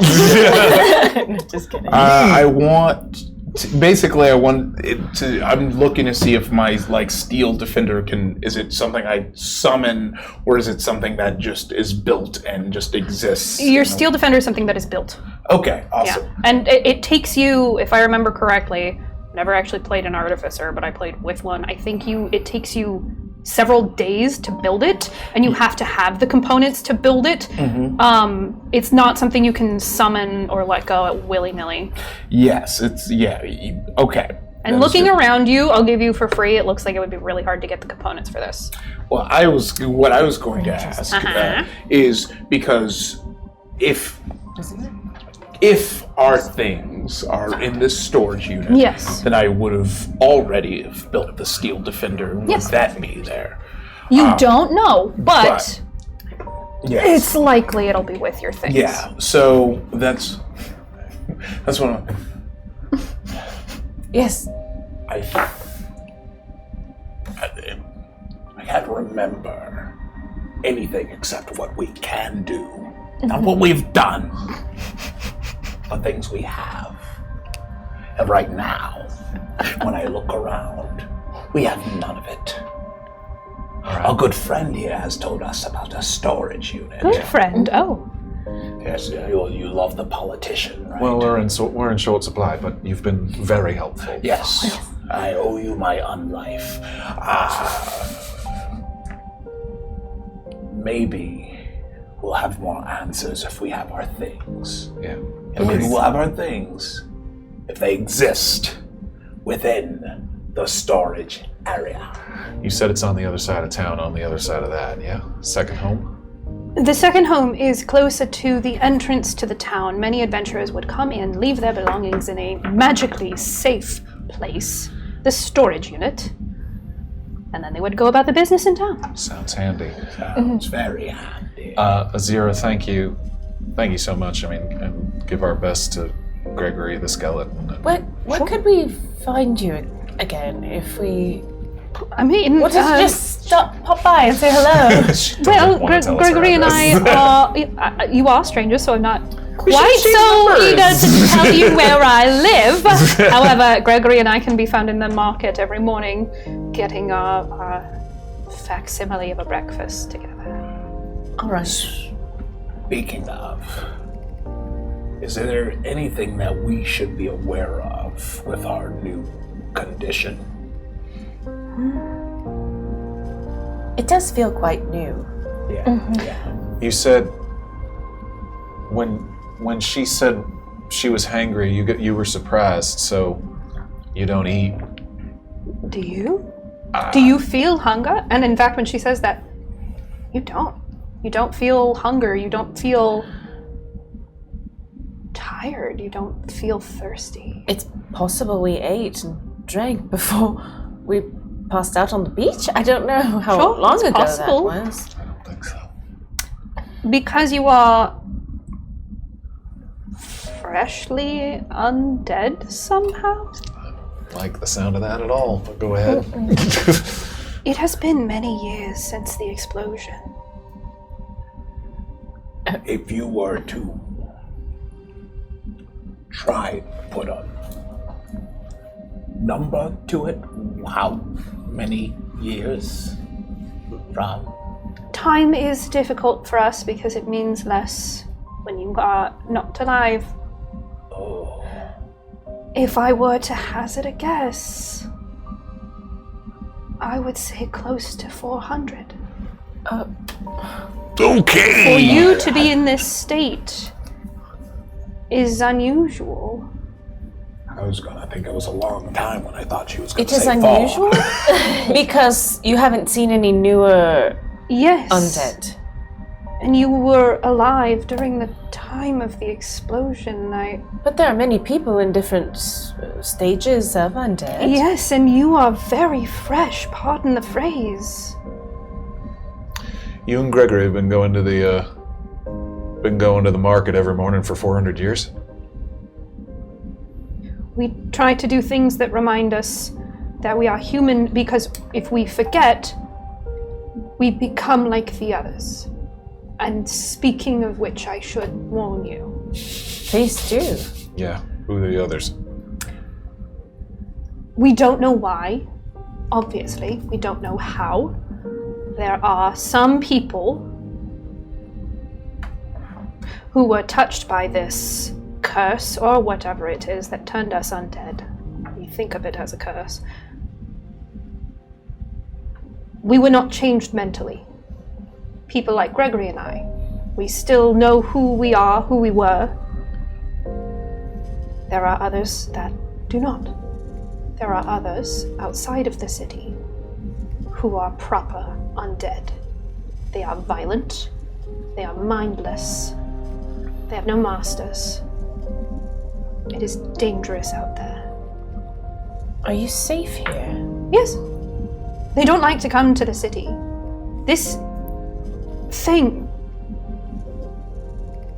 We don't leave the city. We are not welcome. Are you able to leave the city? Yes. We do not want to. Do not want we are to. safe here. You're not welcome. No. Yes. Welcome by who? Those who were not affected. Oh. All right. You will not be able to get to them, however, because in these 400 years, those in the north have built a wall leaving us here. If you try and go north, you will hit the wall. You will not be able to cross. So this isn't an afterlife. This is... No. We are all trapped in this land. And north are not undead people? No. This wall. Is it a magical wall? It is an aqueduct. The dead cannot pass over running water. Oh, interesting. There are some shallow rivers and streams that, especially fresh ones like yourselves, will still be able to cross, but rivers, you will not be able to go over. Forgive me if I'm incorrect, but did you mention something about someone being mad at you? Mad? Unwelcome. We are I unwelcome. thought there was something else that I'm... Those in the north will never let us leave. We, some of us, feel like they are waiting for us to die out. Does that happen? Very slowly. What happens to you? You begin to decay. Gregory is in the final stages. Oh. Soon he will stop moving. And he will die a proper death, as we all should have, but we were denied. All right. Thank you. If you leave the city, be careful. Do you know how do we protect ourselves from the other proper undead? Leave them alone. Will they leave us alone? You are also undead. They will see you as kin unless you attack, unless you get too close. If they sense any kind of life within you still, they will hunt it down. Do you sense any kind of life within us still? That is not something I wish to tap into. It's a part of me that I would like to keep buried as long as possible. I understand. Do not wish to rob you of any more of your day, but I guess the final question I may ask is, of the citizens in this area, who do you feel might be, there's just no other way to say it, but your strongest, your most capable? Are there leaders? No. Oddly enough, in these 400 years, we have become more a community now than ever. There's a few hundred of us in a city that used to be thousands. We are the only ones that are still cognizant, who still have our minds about us. It is a oddly equalizing event, being undead. Is there one more question for me? I don't know if you've got questions. Where you all lived here in this city, and we don't look familiar to you, although you look familiar. Oh. I was going to say, where did we come from? But also remember that, like us, there's a lot she can't remember either. It's been 400 years. Yes. But also, like I said, it was a large city. Sorry, I did not know you when we were both alive, but it's entirely possible our paths never would have crossed, were this not how things are. We appreciate the time that you've spent with us today. It's been lovely getting to chat with you. Sorry if we freaked you out a little bit. No, it's all right. I mean, I understand why you are so panicked. You've been dropped into an entirely new world. Totally. And we've the only fresh ones you've seen in 400 years. Yes. Alright.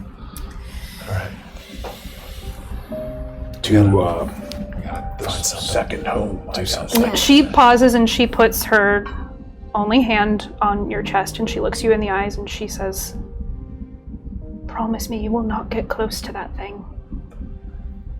I will not get close to that thing, but I will do everything in my power to figure out what it is. Leave it alone. And rid you of it. If you know anything, leave it alone.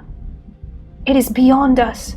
Whatever caused it, whatever started it, it is incredibly powerful and it is dangerous and it will destroy you. I know it's... Not even you are that powerful. I know it's been 400 years. And you've helped us dearly. So I mean no disrespect by this, but the only thing we do know is the fact that we're adventurers. And as adventurers, we have no choice but to try. By all means, find out what it is. Find out where it came from. Just don't go near it. Do you wish it was not here? I wish a great deal of things. However, I have to accept what is in front of me right now. There are some things that cannot be changed, and I will work around them. I will never be alive again, and I will work around it until I am gone. Words to not live by. Sometimes there are obstacles in your life that cannot be moved no matter what you do. The sign of living is to go on around it.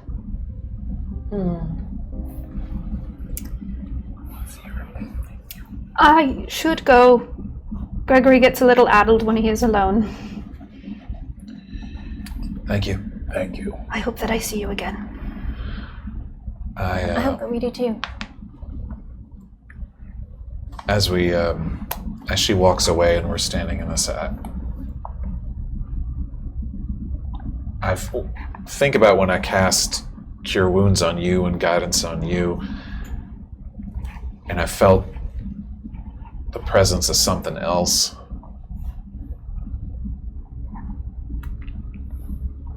There's somebody helping me. There's a god. I can't even remember the name. But this power, I mean, it's not even mine, really.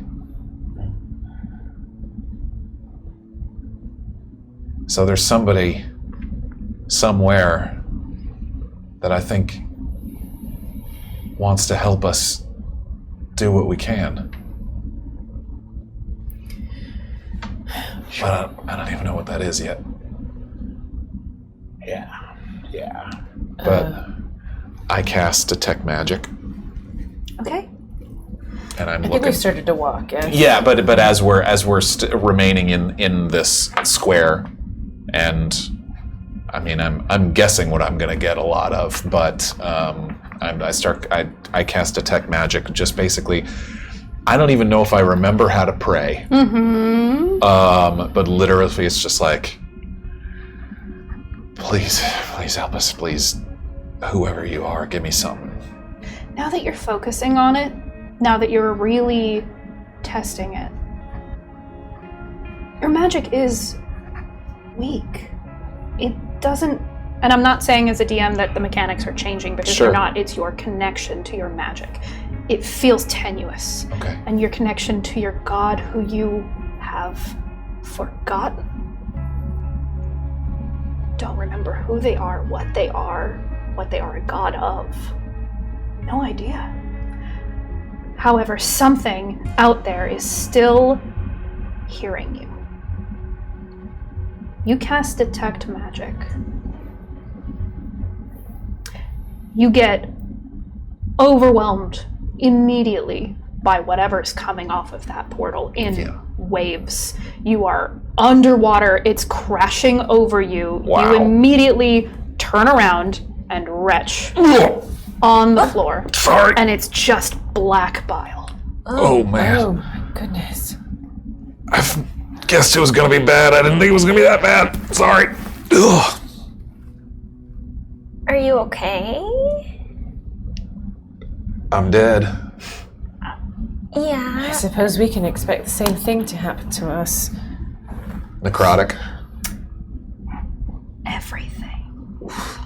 You're getting every school of magic coming off of this thing. Every kind of magic that exists. Everything you can understand and some things that you don't. This is something else. It's like pulsing. Yeah. Yeah, we should get moving. I don't know what that is. I was gonna say it's like nothing I've ever seen before, but how would I know?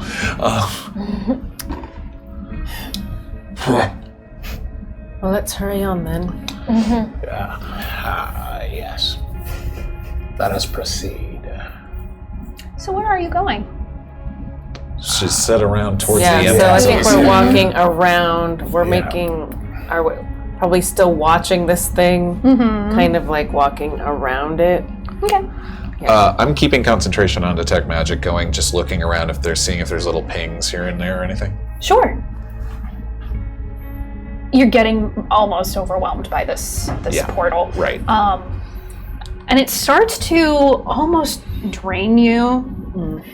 You feel more and more sick the longer you're attuned to it. Attuned, you know what I mean. Yeah. You don't necessarily get a ping from anything else. How long are you keeping this up? It says 10 minutes, 10 minutes so total? I mean, so Yeah. hopefully we've gotten out of the radius or whatever of that thing. Yeah, a 10-minute walk. You get out of the radius of it, and then very, very, very faintly, you think you're still quite a ways away. What's the radius on Detect Magic? 30. 30.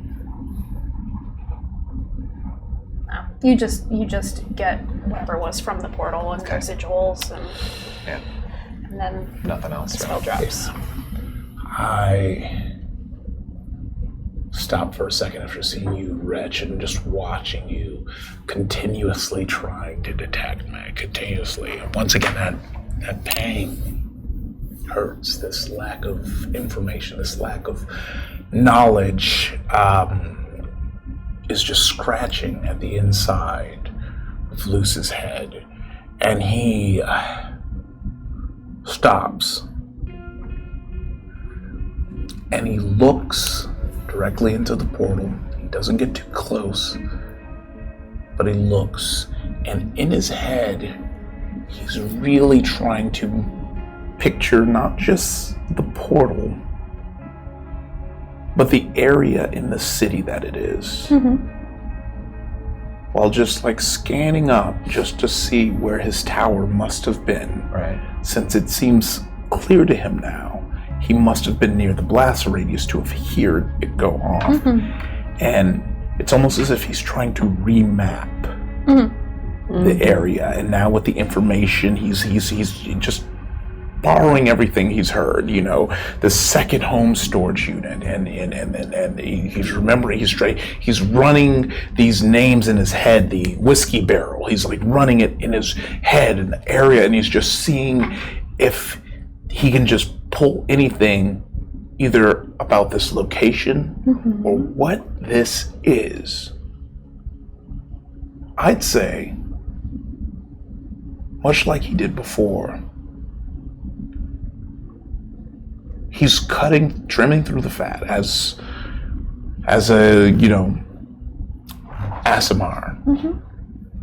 And his resistance to celestial and necrotic, he's trying to like delete that from the equation to cut through it and try and figure out either what this is or what it was trying to do. Just basically trying to peel back the layers of whatever arcane coding is happening in this epicenter. I need you to make 2 rolls for me, and then I will let you, if you want, make a third. The first one is going to be investigation. The second one is going to be arcana, and the third, if you want to try and remember, is going to be wisdom. A wisdom saving throw. I will do it. So investigation will be metal. Arcana will be the little wet boy. The little wet. It's not. It looks good. Little wet die, and this kind Wisdom of save. this will be my wisdom Okay. save. All right. We're gonna do it in that order. All three, let's go. Woo! And that's a nat 20 on the metal. On the investigation. That is on the arcana. Full range. That is going to be 16. On the history check, that is going to be holy moly, 27. On the Wait, which one was the wisdom? Hold on. Wisdom. Sorry, you said I checked history, not wisdom. The blue boy was the arcana. Yes, blue boy's arcana. This is investigation. This was an 18 that I rolled on wisdom, which would make it a 19. Actually, it's a +1. Sorry. Okay. First one, investigation. You're trying to figure out where your tower was. Yeah. So this is where you entered, this epicenter. You're going this direction to go towards the front of town, which is basically on the opposite end of the epicenter. Your tower would have been right about here. So you guys are currently in this clock formation. Tower's here, you guys are like right here. So you've triangulated exactly where your house maybe would have been. Arcana. What was that one? That one was not as 19? impressive. Oh, no. 16? 16, yeah. You're trying to figure out what this was. The magic coming off of it is somehow familiar and completely foreign to you. You have no idea what this would have been used for, what could have caused the explosion, what could have caused this. It is completely beyond you. This is something you can't even begin to unravel. It is magic beyond anyone in your party, you can probably safely say. Wisdom. Okay. I have to scroll to a table. Oh my gosh. Okay.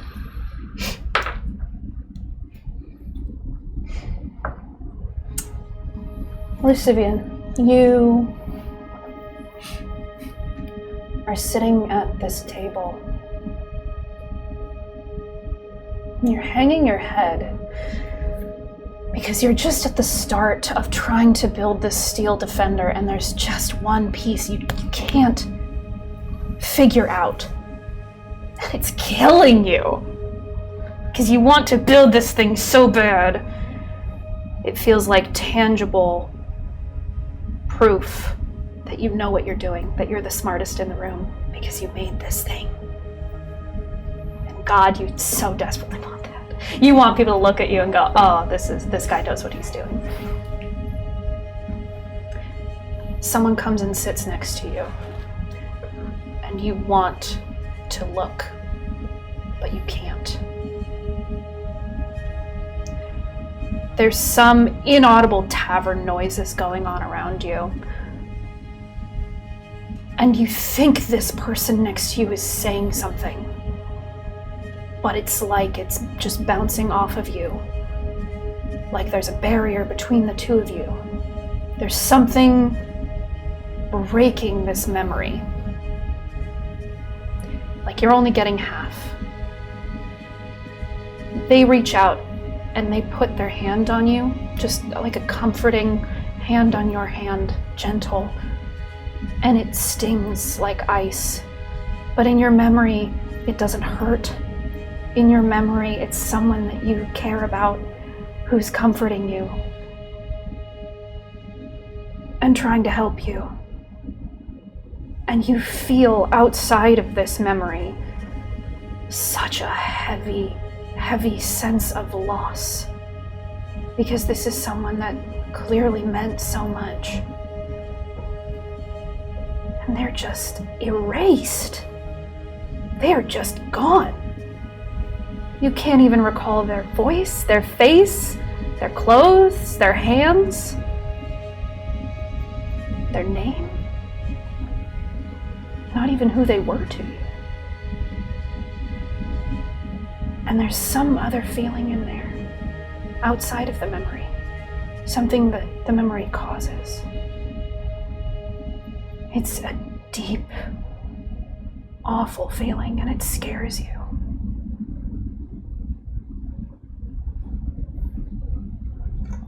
You recognize the tavern. It was the Whiskey Barrel. Also fairly close to the center of town. But you think, based on the triangulation you did with your tower, it's just outside of the blast radius. Fairly close to the storage unit, so you're actually on your way to it.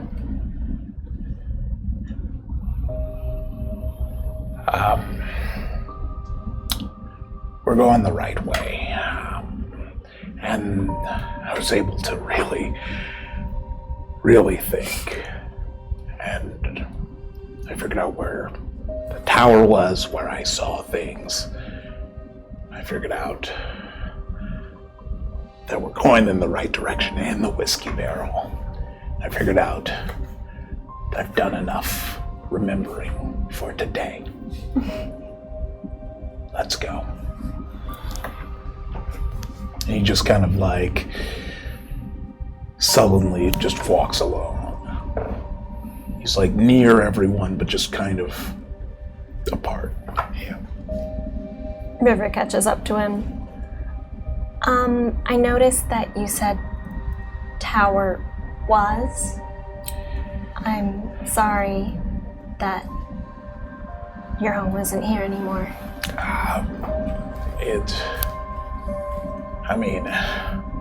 Is the tower still there, or is it? Yeah.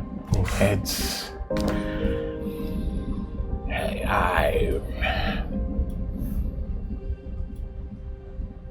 I can sit here and be very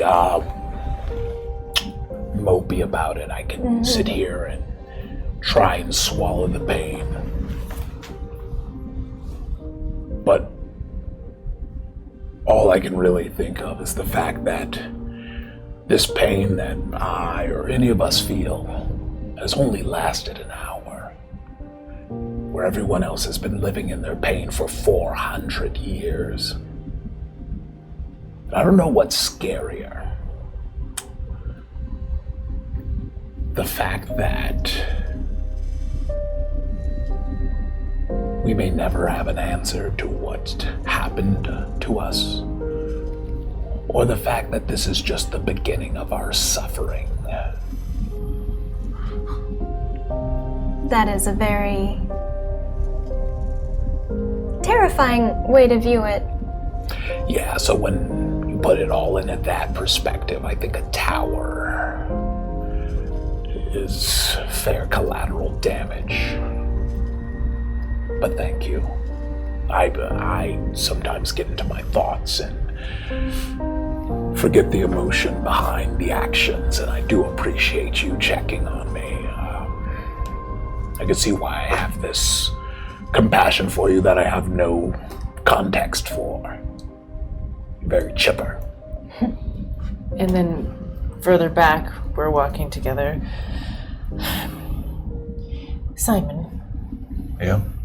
Would you say that you don't have a hunger? I am not hungry right now. But not just about food. If you think about what hunger actually is, it's a yearning, right? I mean, sure, when you're hungry, your stomach is growling and all of that, but it's also a hunger could be a hunger for answers, for closeness, for for light when it's dark, it could be a number of things, and I just sort of wonder, we find ourselves going and... Are you afraid you're going to stop wanting anything? Well, I suppose so. Like, I thought because Azira and Gregory, I mean, they wanted each other, right? They needed each other, even after 400 years of being dead together. But it almost seemed like it was just rote, you know? It was just out of habit and going through the motions of going to the farmers markets and doing their food thing, you know? And I'm just saying that maybe we should start writing things down so we don't forget. Or, I don't know. Yeah, I think that's a great idea. I'm just not sure because we're walking in this direction, but I mean, I can say that we want to walk in this direction. We have a hunger to figure out what is over there. But what if, as adventurers, we stop being hungry for that? And then what will we do? We have never, from what I can gather, I don't think we've gotten up and gone to the farmer's market every week as a routine, so we wouldn't be hungering for that. I think... Are we just doomed to just wander around wherever we are till we decay completely? I think you're right. I think we should start writing it down. I think we should hang on to what makes us people. Sometimes what makes you people is going to the farmer's market with your husband. Sometimes it's doing everything you can to make yourself feel better. Well, what would be the first thing that you would write down to remember that you might forget later about yourself? The feeling I had when I saw the three of you. On the beach. That's the first thing I saw. It wasn't the shock of white eyes. Well, I didn't even see my own white eyes, but no, I mean, even when I saw you with your white eyes, or Rivers, or Lucyvian, I mean, even though it was weird, I still knew that's my friend. That's my family. Do you think that we will need to write that down, though? We better be safe and do it anyway, because things are pretty weird. All right. At this point, you know you've arrived because this building somehow still standing. Big neon sign, just kidding. Big neon. Well, I mean, it is painted. It looks like the paint has been upkept. Oh. It's not fresh, but it certainly doesn't look 400 years old. The building is in disrepair, don't get me wrong, but someone has been trying to make it look presentable. And there's a torch outside that is lit. It's getting close to 3 in the afternoon at this point. Time skips on you when you are discovering things that change your world. And through the doorway, which is open, you see this gnome who is very clearly undead because he's missing both of his arms. He's sitting on top of the counter, swinging his legs, and it seems like he's just talking to himself. But above the door is a painted sign that looks almost like someone learning how to write all over again. It says, "The Second Home."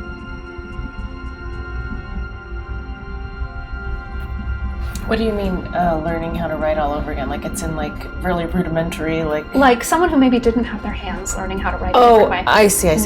Gotcha. That was a kinder way to put that phrase. Hey, hello there. What? Hello? Hey, well, we don't exactly know what we're looking for, but Okay. we think we might have some property here being stored here. Name? We don't? Name. Oh, sorry, your accent's a little getting used to it. We just woke up from the beach. What? Sorry, gotta speak up. And when he turns his head, you see he's missing an ear. Got it. What's your name? Jurgen Flatbow. Jurgen Flatbow. It's a pleasure to meet you. I'm Simon Fogbranch. These are my friends. Fogbranch. Yeah. Okay, come with me. He hops off the desk. I guess it helps being known some places, huh? Goes over to a staircase, and he leads you up this staircase. And on this top floor, on either side are doors. Half of them are still standing, half of them are just destroyed and like fallen into the rooms. And you see within these rooms where the doors have been destroyed, various chests that have rotted away, various items that have been left behind, bolts of fabric that are molded through, and rusty swords. And at the end of the hall, he takes a right and he kicks a door that's still standing, but it wobbles a little uneasily. And he says, "This one! This is ours? Fogbranch, yeah. Only you will be able to open the door." Oh. Well, okay. Not because I don't have my hands. No. Magic, you know. Yeah. Yeah. You're doing great, man. Thank you so much. Thanks. All right. I reach out and see if my hand can open the door. When you touch it, you feel magic. There's some kind of ward here that will only allow you to open the door, like he said. And when you do turn the handle, the magic dissipates. Cool. Like a little bubble being burst. This ward on the door disappears, and it swings open, very creaky. And inside are 5 large chests and your steel defender. Tell me what your steel defender looks like. I imagine he looks just like a giant metal, kind of like broad. It's a very thick defender, like a mech suit. Yeah, He's almost a thick like, boy. Yeah, he's a very thick boy. Oh, is it armor? Is that what?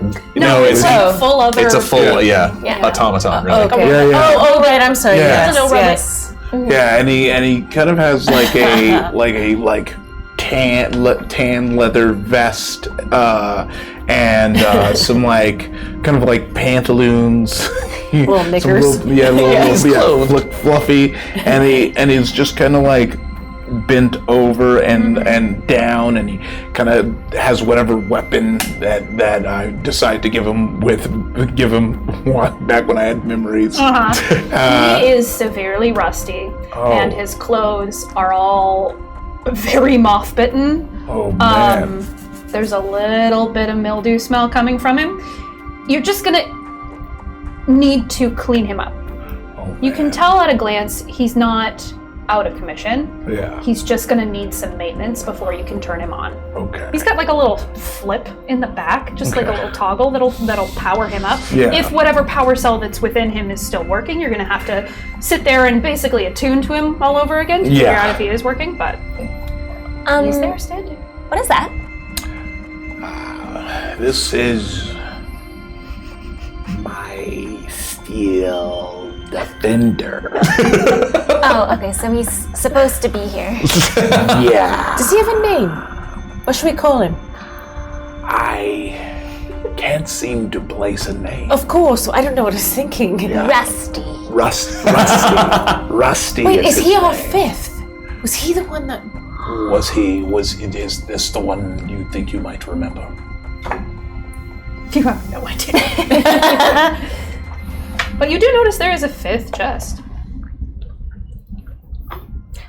Could be, but I don't think so. All right. Are there labels on the chest? Did we? No. All right. However, if you would like to figure out which is yours, you can all make a history check. Wonderful. Told you we were going to be rolling a lot of history checks. I was just gonna start opening. I mean, let me do that too. 4. 12. 21. Okay. A wizard and an artificer, of course. I mean, Yeah, this one's. I have no idea. This one is going to be 27 for me. Between the two of you, you walk into the room and almost like That one. It's like, mine. it's reflex. You're like, this is yours, this is yours, this is yours, and this is another chest that you don't know who it belongs to. But you each go to your chests, and inside is all of your belongings. Yay. Oh my goodness, Things. it's like Christmas. I didn't even remember these were in here. There was a 5th. Yeah, a 5th, but I can't.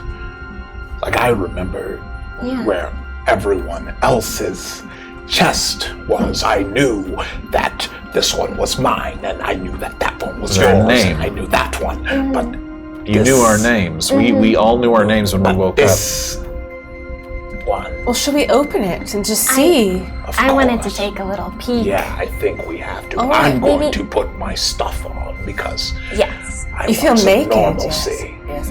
Because maybe they like wrote their name So in Maybe there's their a diary clothes or or a Maybe, journal. maybe there's a diary. That's what their name is. Dear diary. This is what I look like. This is the diary Maybe of they- John's maybe they're a great fantasy. artist. Yes. Drew My pictures name of is themselves. Raven. No! Banished! Banished from Okay, the bye. table. So who is opening the mysterious 5th Not me. chest? I'll open it. You wanna go? Yeah? All Sure. right. You open the chest. Inside you find... Man, I regret this. blows up. Inside, and this is a magic chest, obviously, because it's not very large, but Okay. it can hold all of your things. So it has some kind of the element of a bag of holding, where it is much larger on the Sick. inside and expands for your needs.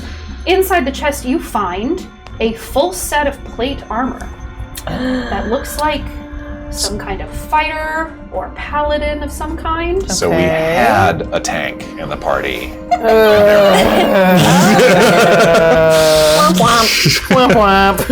Who was our tank? Also find among these belongings a dull gem that looks like costume jewelry. You find a hunk of beeswax. Find a green glass bottle with the words "not to be taken" on it, and inside is a small shard of metal. And I can give you guys this list if you want to. There is also a brown vial of powdery liquid sealed with gray wax. There's a handful of animal teeth. There's a roll of hide of some kind. There's a small embroidered pouch, which is a deep blue velvet embroidered with stars and suns and moons. And inside, when you open it up and take a look, it's a very simple, non-magical bag that has shells, beads, and coins. You have a candle with wicks at both ends. There's a leaflet, a little pamphlet inside, for a fortune teller near the town of Sunfall, which is very close by. And you also, in particular, find a portrait. Find a portrait. The portrait is one of those black silhouettes of a face. From Disneyland? Yes. Magic Disneyland. When you hold it, Zoe, you find yourself not wanting to let it go or give it to anyone else. Because I can't or I don't want to? You don't want Okay. You say a black, so it's a It's just a silhouette. There are no discernible features. So it's like a white background and like the side and someone's profile. Yeah. Is it of her? No. It's a person with long hair. Okay. A soft, rounded nose, full lips, a narrow chin. Interesting. Do I recognize this person? All right. No. But I'm not keeping them from seeing it. I just don't want to hand it to them. That depends On what? on you. Okay. If you don't want to show it to them, you don't have to, as you are the one that opened this box. If you want to show it to them, you absolutely can. However, you do not want to give it to anyone else. This is yours. There's all kinds of things in here. It's just it's a bit of a jumble of items, and I take the picture. I imagine it's like what, 4x6 or something. Yeah, it's a little guy. And I just sort of shove it into my sleeve. Okay. And I don't know what all of this is for. It's What like was that? it's like a box full of buttons or something. What was that you put in your coat? Oh. Passive perception of 20. Yes! You do have a very high passive perception. This? Oh. Do you want to make a sleight of hand check? Mm-hmm. Let's see how that goes. All right. I don't know if I'm very good. No, I'm not. Dex. Oh, Pretty 19. Good. Not good enough. You almost get away with it. Oh, I'm actually not sure why I did that. It's all right. It's just a. Did you remember something? I'm not quite sure. It's just this picture of this person. Does this look familiar? Somebody's profile, this silhouette? No. All right. Well, since it doesn't seem to mean anything to us, I might as well just hold on to it. Yes? Yes. Sure. Yeah. Okay. Yeah, we can use it, hold it up to people's silhouettes and try to... Turn to the side. Yeah, can you just like... Sure. And then we'll hold it up like that, you know? Yeah. Like, That's And you actually notice not a bad it idea. doesn't look like any of It's you. not me. it's definitely not me. I do have a round That's nose. me. Okay, yes. Yeah, pulling my stuff out just as we're kind of slowly putting things on and everything. I also find a lute. I find a flute. Were we a band? And I find a you. No. A zoot. Love it. A jazz band? No. I'm There's a down. clarinet in here. Oh my god! Oh, we were a jazz A trio. standing bass! Wow! Oh, Do you have terrible. instruments? No, I don't have any instruments. Maybe we were in a band. All right. But I mean, if we were adventurers on the road, It's probably, help pass the time, make things a little more pleasant. A little tune. Yeah, exactly. Do you want to sit for a second and just, Yeah, let's do a little Make performance checks. Yep. I'm a bard. Are you sure you want to do this? Oh, I rolled terribly. Me too, 5. Well, terribly for me You guys is. don't remember how to play these. It's, Yeah, it's a 9.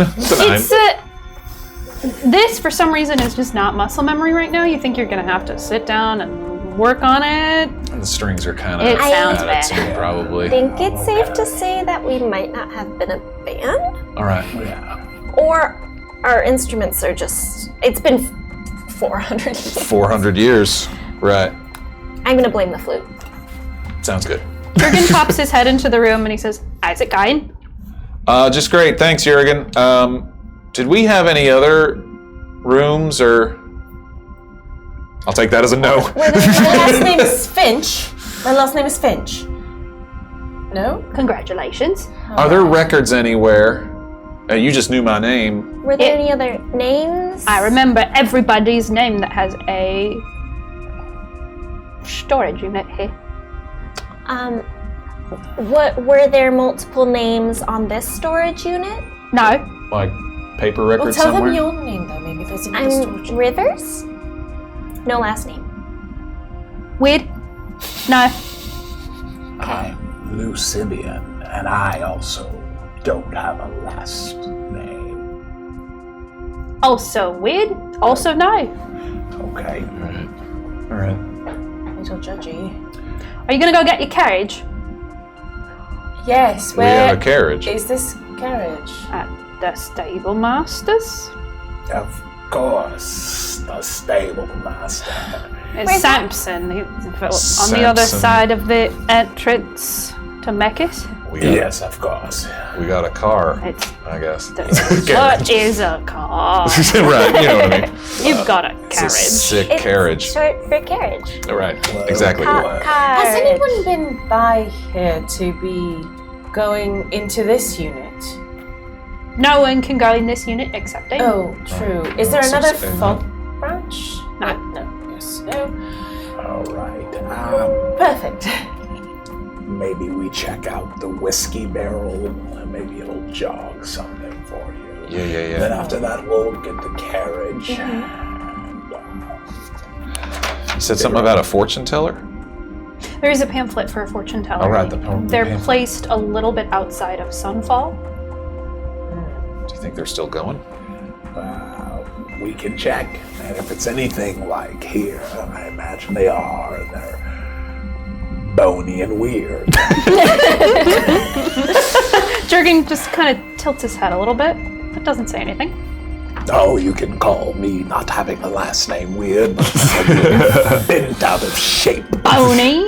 Yeah. Bony, that's fine. Yes, exactly, it is.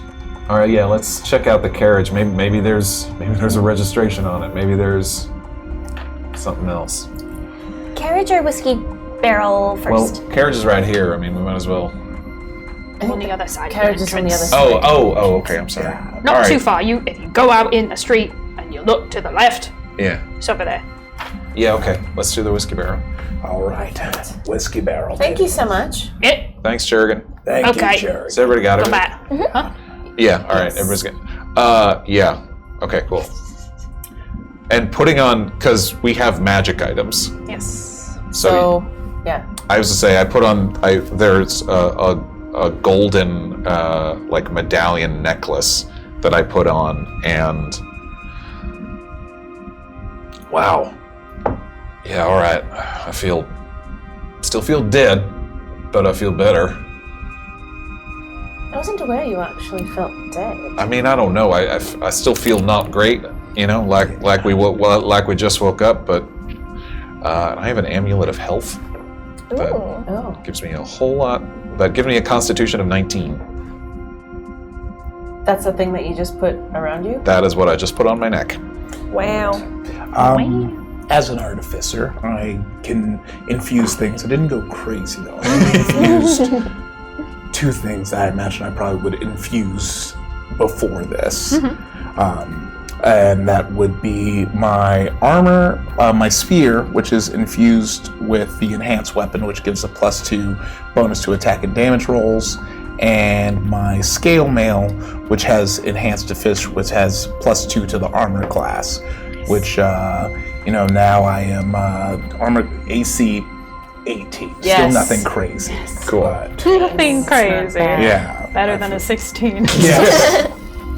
I have kind of just draped on me, but not fully wearing my cloak of displacement, because it's too heavy to carry just in my bag. Shoulder issues, you know. I also have so I have chosen for my rare item a barrier tattoo. So I guess I would have found the needle, and then it takes a minute to attune or something. Yeah, so to anything that you would have had to attune to, you're going to have to reattune. Oh, okay. Your, That makes sense. what is it called?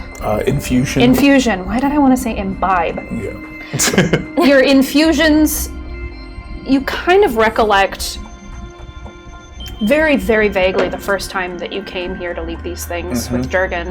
The inside of the chests are done up with so much magic, and one of the things that is laid out on these chests is kind of a stasis. Okay. So things that you put in that you have infused, because that's a very particular skill, will stay infused. Wait. Yeah. Okay. Cool. Yes. Yeah.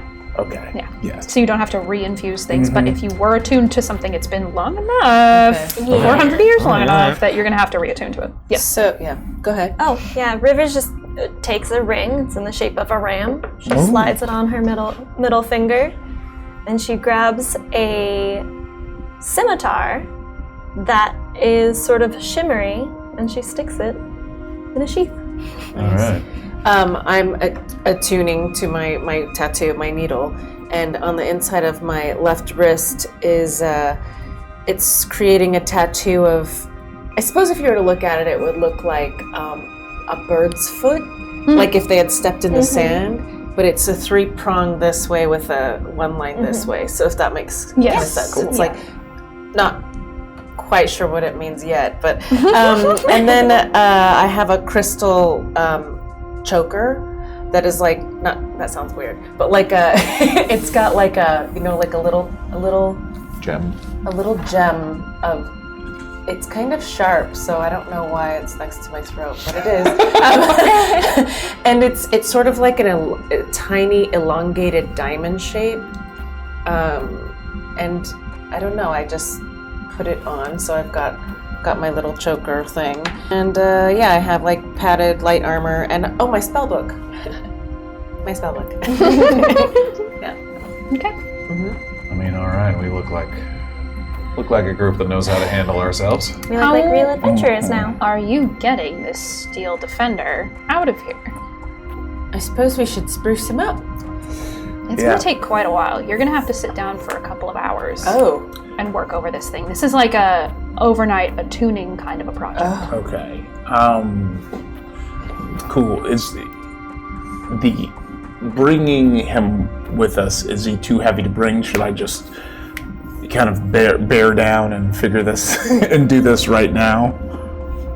My God, I know somewhere there are stats on how much you can carry, but I just don't know them off the top of my head. Okay. How big is he? How big is he? He's big. Yeah, I mean, he's a steel defender. Yeah. He can't get smaller. I have a secret chest, so.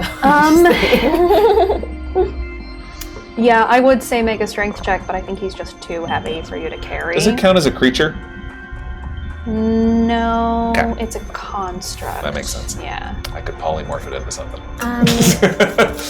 It's not, it's the difference between you would be able to polymorph like a warforged creature because it has sentience. This doesn't. We could always come back. Yeah. And and then you could spend some time working on him. Or maybe, if our carriage can carry it, we can like at least find a way to get him downstairs and then put him in the back of the carriage. You can teamwork it. Yeah, something. Yeah, that sounds like a good. Find some kind of sled. Maybe Jurgen's got a dolly. Yeah. He's just standing right there in the doorway watching. Yeah. Jurgen, do you have a dolly? Wheels? Carrying Wheels, heavy stuff? Yeah. You do? Could we borrow it? Oh my. Okay. Could somebody with arms come with me? No problem. And he leads you back down the stairs, back to the counter where he was. Uh-huh. And behind the counter, he kicks open a curtain, and there's just a room full of dollies. That's nice. Do any of them look strong enough to carry this heavy thing? Yeah, if you put two next to each other, probably. It's going to be really difficult getting it down the stairs. But Yeah, I mean, might need to make sure it doesn't fall and kill one of us. they are all the very stereotypical, like L-looking dollies. Yeah. There's not any of the flat four-wheel ones. yeah, for this sure. This is Magic U-Haul. Magic U-Haul, There's fantasy no U-Haul. way that I can use levitate or anything. Does levitate have a weight limit? 500 pounds. Ooh, does it say how heavy Steel Defender is? That's a going to be question. close. Good. That is very smart. Yes, I will check right now. Then we can just push it. Not to put this boy on blast, but how much does he weigh? Tell everyone. Let's look at yourself to feel like Mr. Steel Defender. Does it actually say, or do you just like make one up? I swear, Stats, I think it. Yeah. Oh. Yeah, it's. I want to say he'd probably be somewhere between 350 and 400. I mean, but, right? But I have seen people that have made their Steel Defender like a giant bull. Yeah. So. Okay. Ours was a hippo. Yeah, I remember. I remember. That info. Yep. 1 second. Don't worry, I have to. Hold for stats. Yeah, it needs to download the stat block. Very important. Let's see. Let's all Google how heavy is a Steel Defender. I know, I'm D&D Googling. 5e. Nope. Okay. It says 400 is a reasonable weight for a steel construct. There you size go. of a human. Okay, yeah, 400 pounds. That's less than 500 pounds. It is, You it sure can is. levitate 4 this bills. guy out of Okay, here. great. So I do have to use a spell slot. You do, Okay. but Is this for what I 10 do? minutes, you can just levitate it. Okay. I'm doing it. Okay. Okay, so yes. Well, that's awesome. Go ahead. Yeah. Yes. Uh-huh. Uh-oh. Wait a minute. What is this? What's happening? I'm sensing a pitch. One of the last things I believe that Lucyvian has in his chest Go on. is a journal. His journal. His journal. However, Lucyvian doesn't want anyone to find because these are his experiments and his plans. It's all written in a codex that he no longer has a recollection of. So it is just symbols and signs on a page that he has no meaning to. Just a thick book of nothing jargon. She's like, how and when is this going to bite me? I love this. I already know exactly what's in the journal. I've been cooking this idea. However, while you're looking at this, with your extensive arcane knowledge already, given you are an artificer, you work with the physical components of magic, if you could find someone who could cast comprehend languages, they might be able to read this code. Or at least give you some kind of start. All right. But that is up to you. This is knowledge that only you have. No one else has seen this journal yet. Can I tell you how close I was to taking that spell? He tucks it in his back pocket because he doesn't know if he wants to know just yet. Perception, hello. Currently, like, he's sure it has, like, spells, experiments, and stuff. He knows it has information. But at this point, he is unsure if he wants any more information. After that last vision he had, he does not know if he needs to know more. And if it is better to just move about with no knowledge trying to solve this problem than to learn about more things that he has lost. So he tucks it in his pocket. He doesn't tell anybody about it. And he just helps with the steel defender down the stairs. Yeah, I was going to say, once it levitates. I've just sort of with a swipe of my hand just up, and then he levitates up. And then we just kind of gently push him, and we're squeezing through the door all together. Barely fits through the door. Like at one point, we're all behind him. He hits the door frame, and you can hear him like with the frame pressing into his sides. He's destroying the frame. That's the thing. He is so strong that the frame is giving way to him. Can we, so if this is like his shoulders are too wide, we'll turn him sideways. Pivot. So he's like sideways. Yeah, you turn him sideways and his head pivots against the door frame on the top and it just goes and Jurgen is on the other side. You can see him just looking at him. I assumed it was going to be feet first. He's laying down, but he's sideways. And this room is not big enough for him to do that. We'll okay, cool. We'll fix it, I promise. Well, he's already bent over, so he's balled up, kind of, right? Yeah, maybe we can, He's still that big. We can kind of... You can get him through the door. Okay, it's just gonna scratch the door frame a little bit. Sorry. Here. I can fix it. And River starts casting mending. Nice. How about this? I'm going to, obviously we don't need your dolly anymore. Jurgen, can we walk this back downstairs? I would like to. Fine. Yes, or just you lead the way, please. Thank you. And he very carefully, like he doesn't quite trust it, gets around the steel defender and starts going down the stairs, but you can tell he's a little nervous with this thing floating right behind him. Like this giant ominous presence following him down the stairs. He goes back towards his counter and he hops up on it and he starts swinging his legs again. And there's a moment where you watch his face. And he just kind of disappears for a minute. Like he woke up from a dream. And he had something to do. And he was Jurgen again. And then he gets back on the counter.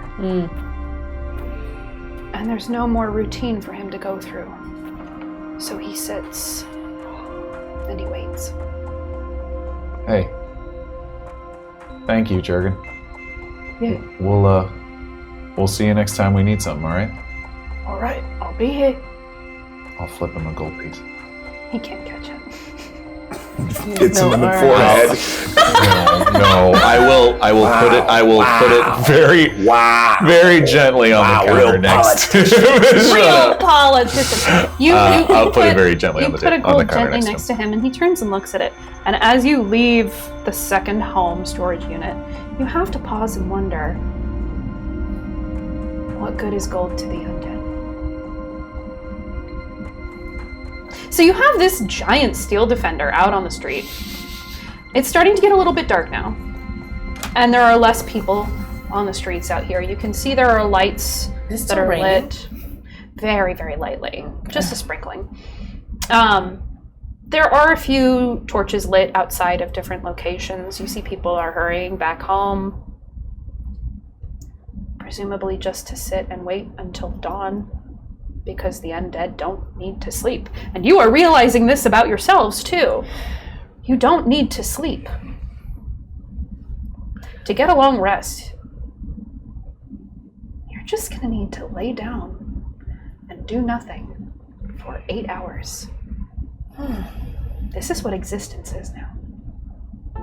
Among the places where there are lights outside that are still on, across the street and squished in between two what would have been larger stone buildings is this stupid little building that was built to look like a barrel.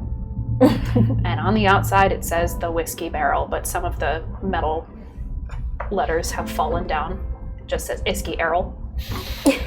On the other side of what is a giant stone archway with two massive wood doors that are still somehow standing and look like they have been repaired over and over and over and over again and refortified. It looks like a Frankenstein of a door. On the other side is a building where there are lights shaped on. like a bulldog. And It's shaped like a horse. It's just a regular building. You can tell from this distance, it's a stable. It's like it's across the street, basically. I was thinking animal.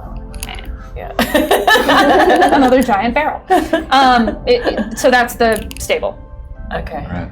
It's pretty obvious. It's open on the side, and you can see the shapes of horses, question mark.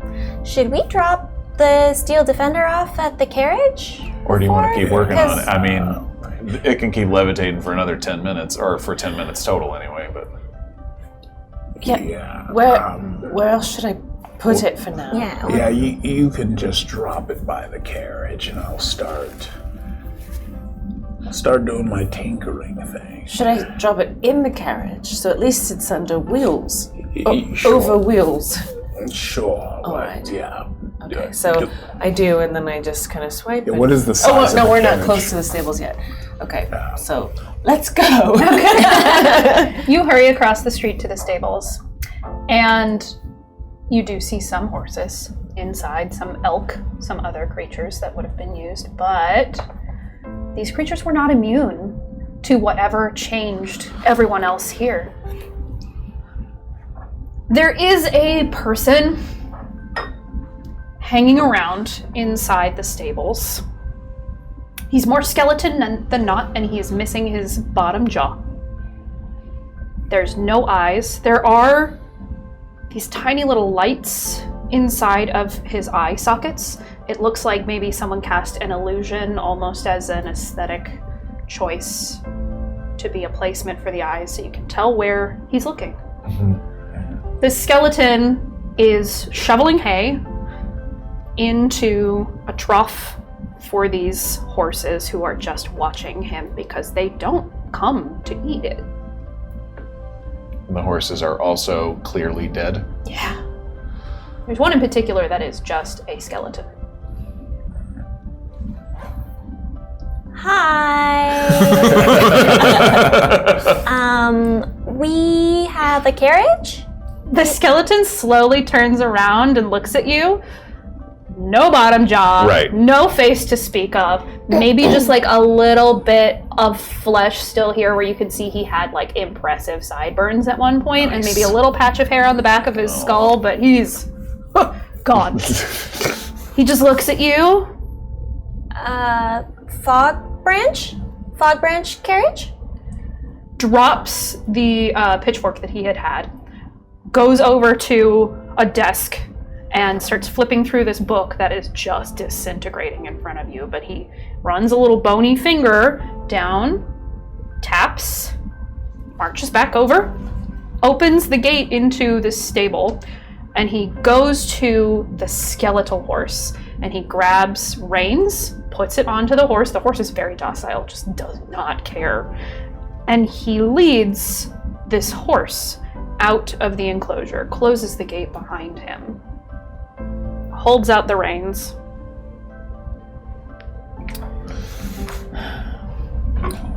Is there a carriage? Holds up his hand, then remembers, and he power walks to the other side of the stable, and he begins to open this big sliding door, and inside is the garage.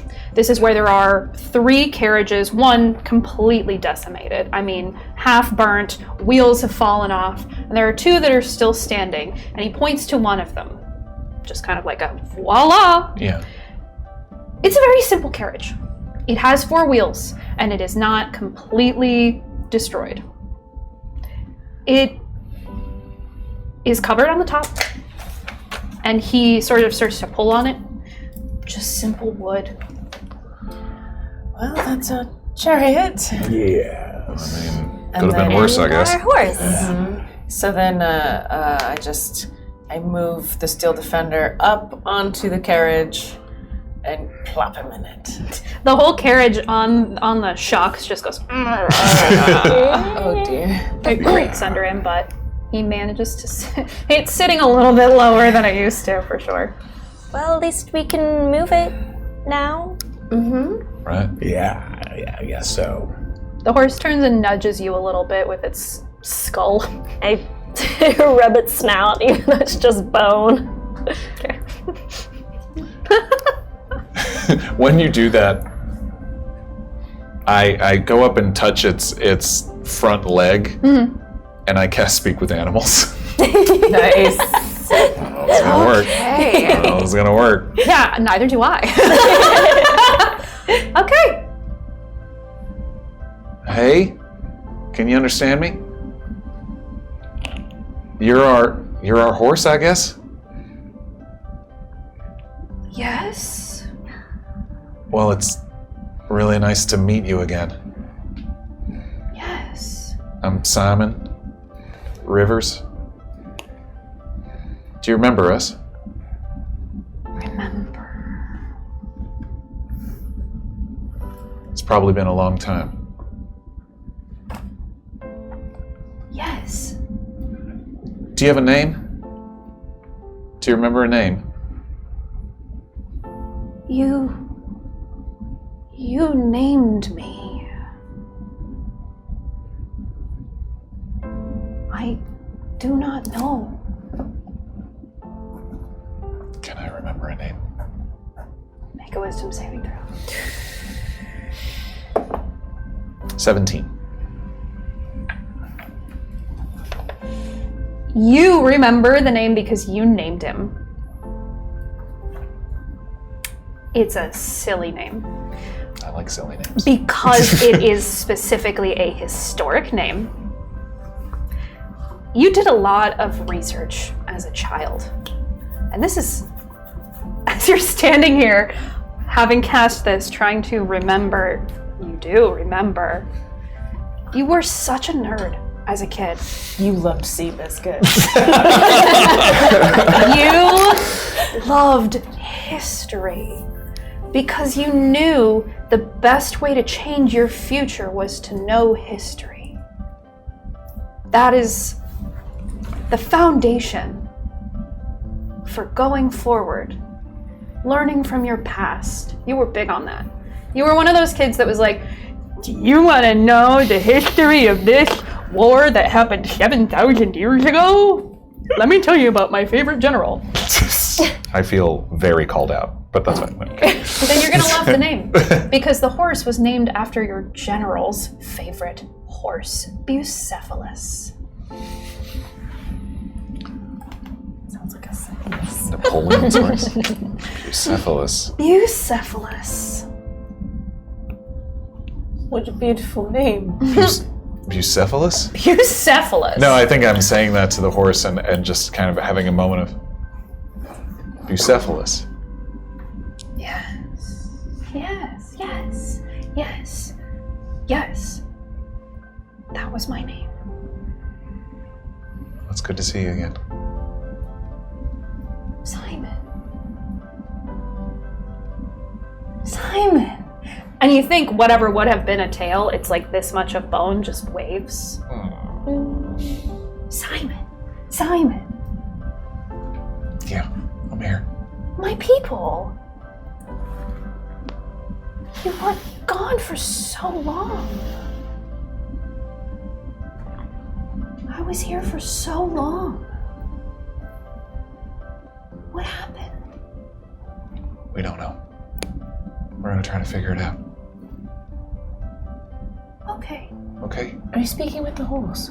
Yeah. Simon. He remembers us. Simon. Does he remember a fifth? Is there one of us missing? Yes. Who? You watch this skeleton somehow emoting, and maybe it's just because you can talk to him. There's this connection to this creature. Confusion. No. Okay. Well, Bucephalus, we're gonna leave you here for now, but we'll be back soon, okay? Will you? Yeah. Yeah, we got a lot to do, okay? Not in 400 years. No, not in 400 years. Please. Don't forget me again. We didn't forget you. I mean, we did, but... No. Simon. Bucephalus. Simon. All right, we'll be back. Okay. I can't. Oh my God. Do you need to write something down? Yeah. His name is Bucephalus. He's our horse, and he missed us a lot. Oh. Oh, is that why you said we forgot? Don't put words in my mouth. Okay? I was dead. That's okay. Okay, you can say you forgot. I was somewhere else. I can see why we made a good team. Yeah. Did you remember that we had a horse? I'm remembering nothing else. Right. He's actively not done. remembering. Not today, but He is- maybe I am done with memory. I've had enough tornadoes. Fair. Okay. All right. Yeah, I'll give him one more pat, and then let's go to the whiskey barrel, I guess. I need a drink, even though I'm not thirsty, and I don't even know if I can taste things. Whatever. Yeah. The act of drinking, I think, make me feel better. Thank you Thank you. to the skeleton. Thank you. We'll be back. Kind of nods and waves, and then looks over at the horse and is like, You can keep him, and we'll be back soon. Thank you. he grabs the horse and brings him away. Does anyone have like a diary? I got... That would be extremely useful. I probably got some paper, but... Yeah. Did you want to write something down? Yes, we want to. Yeah, I got paper. Simon and I will. Oh, you do too. I got paper and an ink pen. Well, I thought that maybe we could write everything down that we do find out so that we don't forget. Bucephalus, fortune teller, sunfall. Yeah. So just make notes as you go. Yeah. Just whatever you remember. Yeah, All right. I've been making some mental notes. We're dead. There's a fifth member Big who one. we don't know. But That maybe, black hole. It's An back. evil but maybe black write hole in it the middle down of the town. because people forget things here. She's not wrong. I think it's a good idea. Yes. Maybe we can find a Is fun journal at the market. Is this D&D memento, and we're gonna have to tattoo our skin with the facts? Obviously. I would. Number one, you are dead. Number two, there was a fifth. Did I write down that thing? Right on our chest. Who was the fifth? Post-its all over the mirror. Okay. To the Iski Errol. Whiskey barrel. You go to the whiskey barrel, and it is just indeed a building shaped like a barrel. And when you open the door, there are a handful of people in here. For a second, you get a flash, all of you, of a place that was so joyful and loud and full of life at one point. it just feels like it's missing something very, very important. But it is still a homely place. It's Are there people? Yeah, there's like a handful okay. of people Yeah, inside. sorry, I missed that part. Some of them are drinking out of empty cups. Some of them are drinking something. There's a heavy smell of cinnamon in here. And there's a barkeep behind the counter cleaning glasses that are half broken. It's quiet. There's also a staircase that goes upstairs.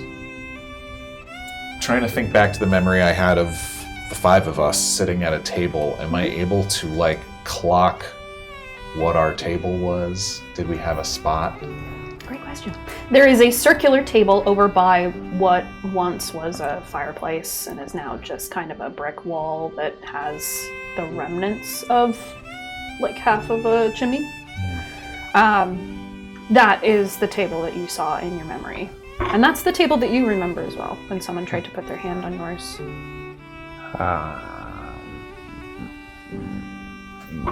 Sit at our table. Yeah. Oh, all right. So, maybe it'll jog something. No.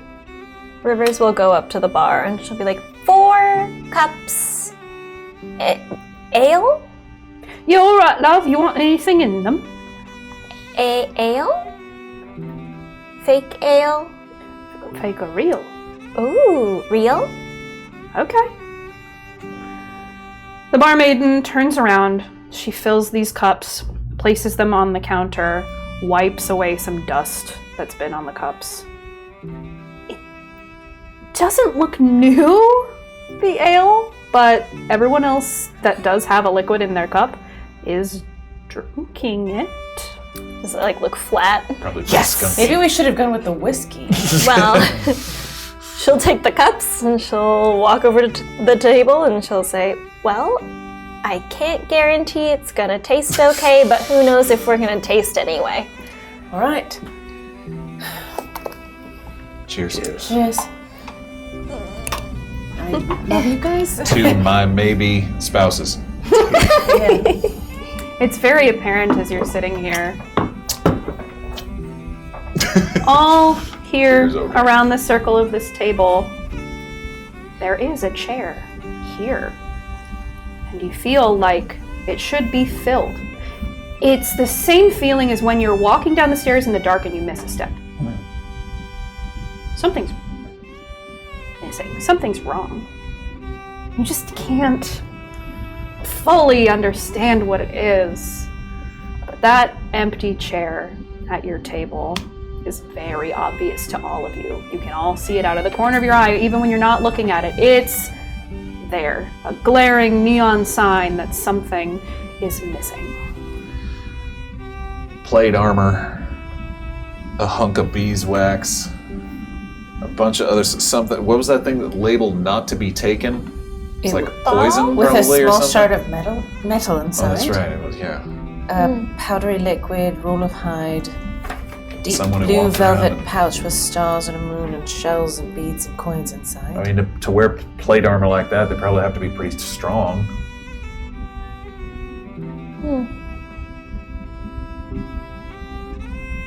I'm tired. No, I was about to say I'm tired, but I don't actually know if I am. There's a voice in your head that's gentle and friendly, and it says, tired isn't always just physical. So,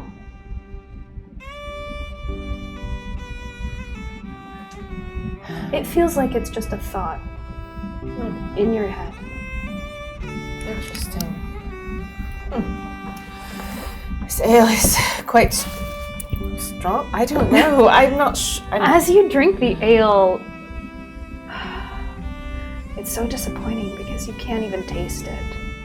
There's a liquid on your tongue. You feel it going down your throat, but you can't even taste it. I mean, how would you when all of your taste buds are dead? You can't taste this either, right? No. I mean, it's good for me. I hate the taste of ale. So I'm just picturing like strawberry juice It could be strawberry juice, yeah. Prestidigitation, you'll veer into strawberry juice. Or at least it tastes like strawberry juice. It certainly smells like it. Can you smell this? And I feel like I do that trick where I'm like smelling but drinking mine. So. Would you like it with strawberry juice too? No. It's an odd experience because you're learning how to be undead. And how strange it is that certain things are gone but certain things stay. Your sense of smell is fine. Your sense of taste is gone. Why this and not the other?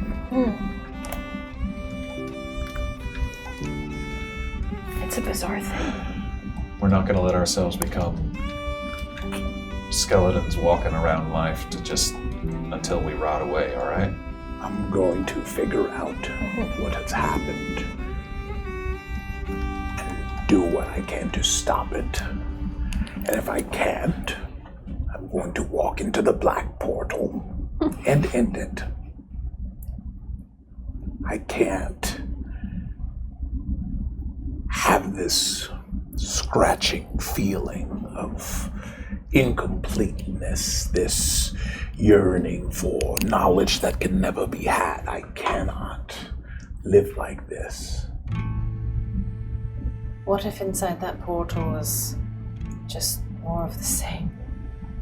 What if this is the deja vu that we were speaking of earlier?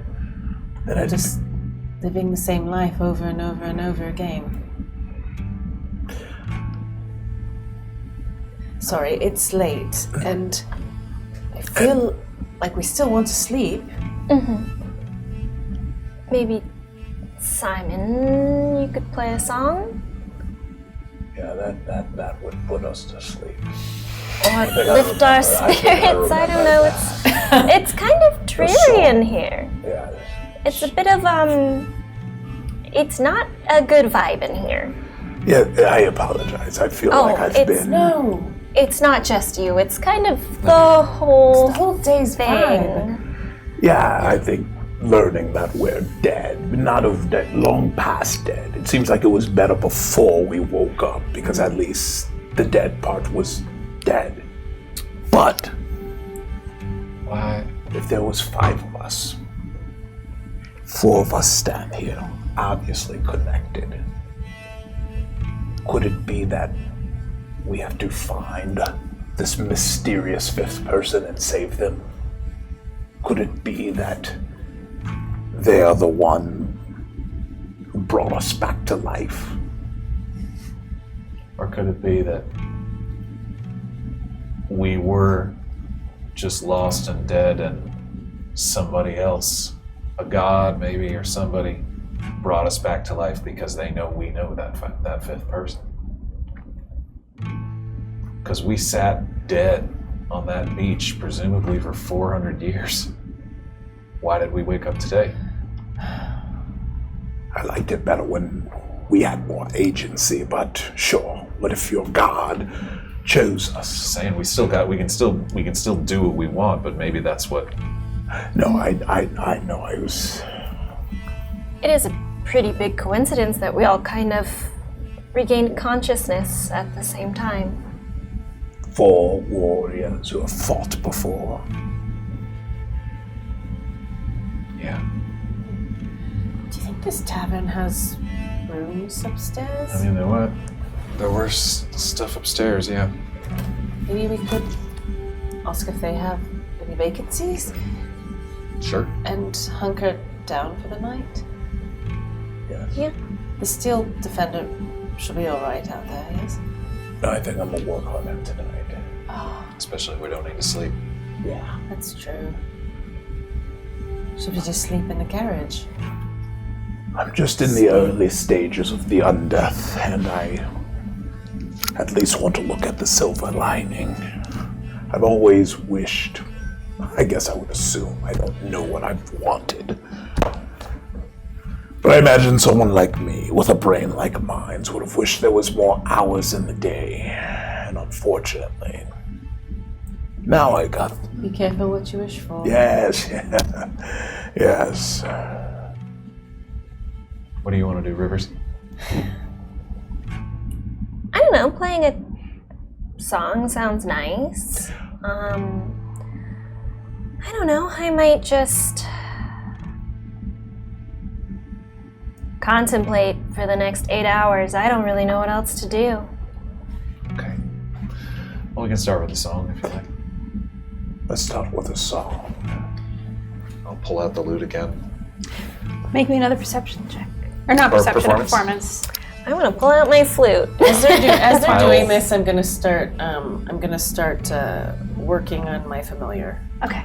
I'll put my hand on your arm and give you guidance. So wait, are we sleeping in the carriage? Do we want to stick together? Right? Oh no. I now won it. I think my lute breaks. Not the lute itself. Okay. The strings snap. Snap. Yeah, you go to They're play and it just goes. 400 years old. Well, I got a 19. Okay. I think. So I literally, you start, and I start to accompany you. You take the lead with your flute. And you play this song that comes to you from nowhere. But is so second nature, so muscle memory, that you all feel like, oh yeah, of course it would be this song. And you all have this recollection of the 5 of you sitting here at this table with the fire roaring and a second round of ale coming to the table. And you have this giant sack of gold in the center that you're all sharing, that you're putting into a party fund, and you're discussing what you want to do with it next, where you want to invest it. Maybe in your shared house. This song about companions. It has words, you've just never sung it because you're too busy playing the flute. The words are ones that you have written to this very old tune that has just been played for eons. And it's a song that you wrote about this group. A long time ago, you had decided on a name. The Echoes. That was your party name. Because you were told once, every party has to have a name. You were the 5 Echoes. Oh, wow. Because no one ever heard you coming. They heard you leaving.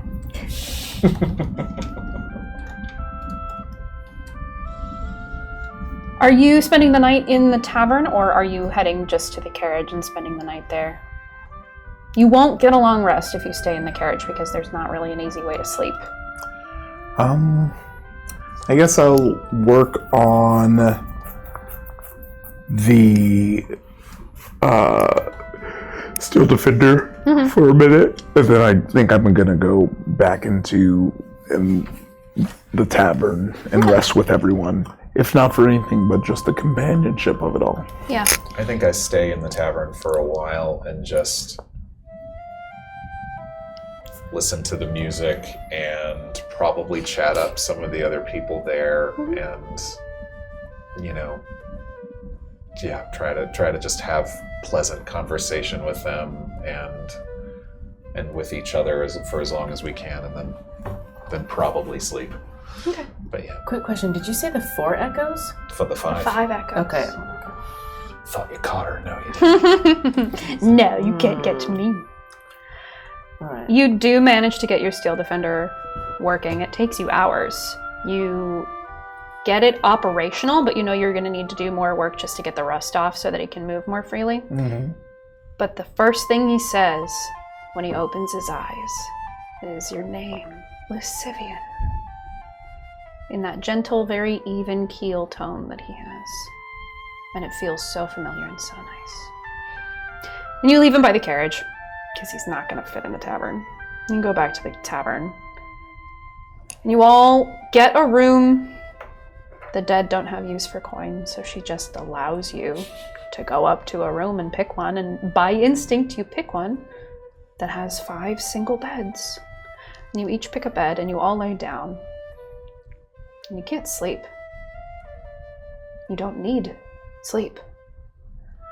So you lay there, looking at the ceiling, turned on your side, sleeping on your belly, awake and thinking, and you all get this horrible sense of dread, like you're walking backwards into a fire and you can't stop. Elsewhere, it's so quiet here. The light hovers above the water, over this still lake in this cavern where there once was some kind of building. And very slowly, a head begins to surface through the water. And so quietly, the echoing sound of a bell being rung. And that's where we're going to end tonight's episode of Lest We Forget. Thank you for being here for episode 1 of this very intense journey. Impending dread. Yeah. That's unlike any first session I've ever had. Yeah. I'm adding impending Impending dread in your inventory. Yeah, is there a space for that that's like the opposite of inspiration? See, we've got ink pen, lamp, perfume vial, sealing wax, impending dread. Impending dread. This is the first time I played D&D in an entire year, and I'm glad I started it off with you guys. The weirdest campaign I have ever run in my entire life. Oh my gosh, we are here for it, literally and figuratively. I love your brain. Love your brain. Oh, At the end of every episode, we like to read off the names of some of our higher level patrons and in the styles of their suggestion. Erika, get ready. It's going to be a blast. Oh, wow. If you remember how this works. I love this. A certain city racing girl can't wait to hear from you, I'm sure. I love these names. But tonight, we are going to start with Team Force of Shadow with a suggestion from Idaho Judd. We're going to read off the names from Team Force of Shadow as prosecution and defense arguments at the end of a murder trial. Listen, Your Honor, I know my client said I think I'm nuts out loud, but I don't think that should be on the record. Please strike that from the record. I think I'm nuts. Strike it from the record. We can break for a second, okay? Because the Black Kakari is nuts, and they confessed to that. I object. Oh, wow. On the grounds of fail waffling, your objection is overruled. And I don't want to open up the gates. I don't want to be a gateway guy and cause a possible mistrial here by just saying that anytime someone says, I think I'm nuts, that means they can get away with murder. Could our court stenographer read that back, please? I think I'm nuts. That's what she said. Okay, I mean, she's a little slow. Okay, you gotta throw it out because in Penal Code Idaho Judd. Everyone knows it was from the state of Idaho. Yes. When read off the court stenographer reading off just one name, one plaintiff, that just strikes the whole record. Yes. What? Let it be on the record. This is against the code of Abracadabra. So, trial over, I guess. Yeah. Let's all go home. I'm sorry, I don't... So don't read that. How can you forget the Idaho Judd rule? Yeah. It's a literal get out of jail free card. Yeah. Is that thing even plugged in?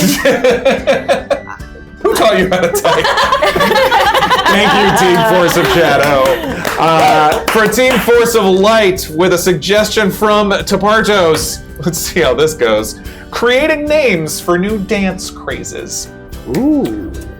There's the new Welcome apple to- dance. welcome- and Welcome to the new Olympics. Oh no! We're so excited, aren't we, that the breakdancing challenge is back. That's right. We're here in Los Angeles 2028 for the new dancing 2028. Olympics. Everyone was such a fan of Ray Gun and the 2024 in Paris. It's true. So we are here for the first ever event for a dance we're calling the Festive Life Preserver. I see Angel Devilson is is getting ready over there. Yes, Angel Devilson, obviously a world-known expert in the festive life Oh, yes. preserver. I see City Racing Girl over there. City just Racing really... Girl ready, hold up. Oh, my God. City Racing Girl make their own intro. Oh, my God. They really know how to animate, don't they? I think that's what they call it. We're going to go down to Fenderil, down there on the mat. Fenderil, what kind of vibe are you getting off the dancers down there today? Yes, hello? Yes, Fenderil here. I'm getting such a great vibe from the dancers right now. From this dancer in particular, I'm getting City Racing Girl. Getting a little bit of a City Racing Girl, a little bit of a Ghostbusters quick response unit. Whoa. Oh, yes. And they are about to perform one of the most dangerous speedrun tactics I've ever seen. This is the dungeon speedrun dance. Oh my there goodness. He goes. Wow. There he goes.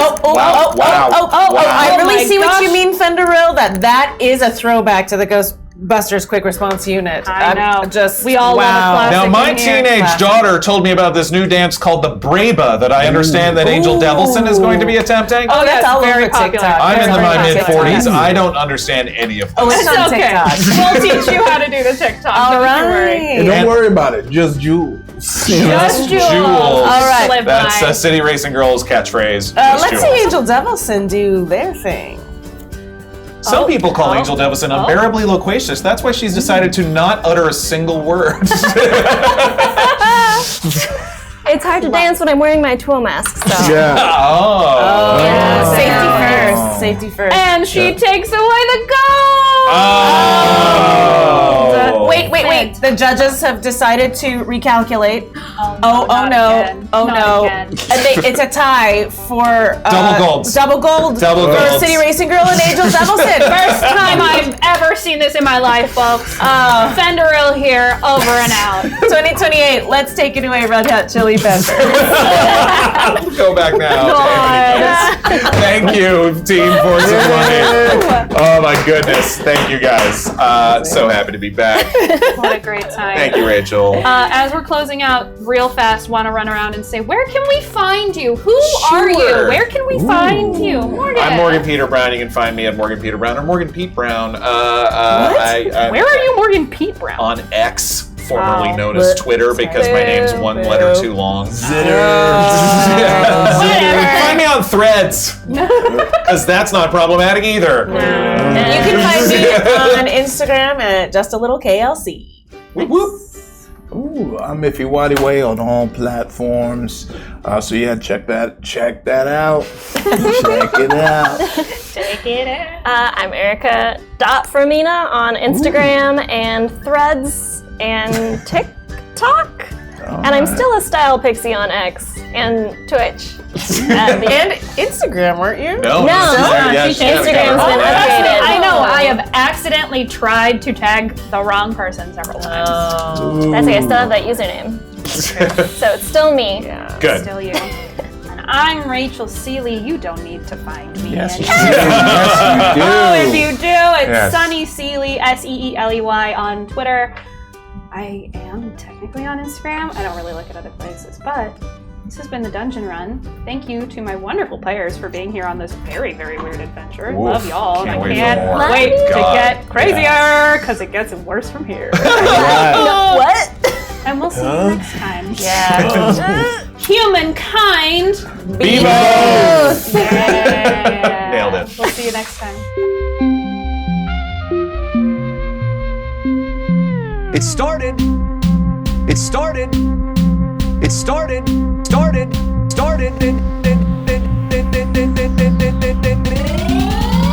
As a simple dungeon run.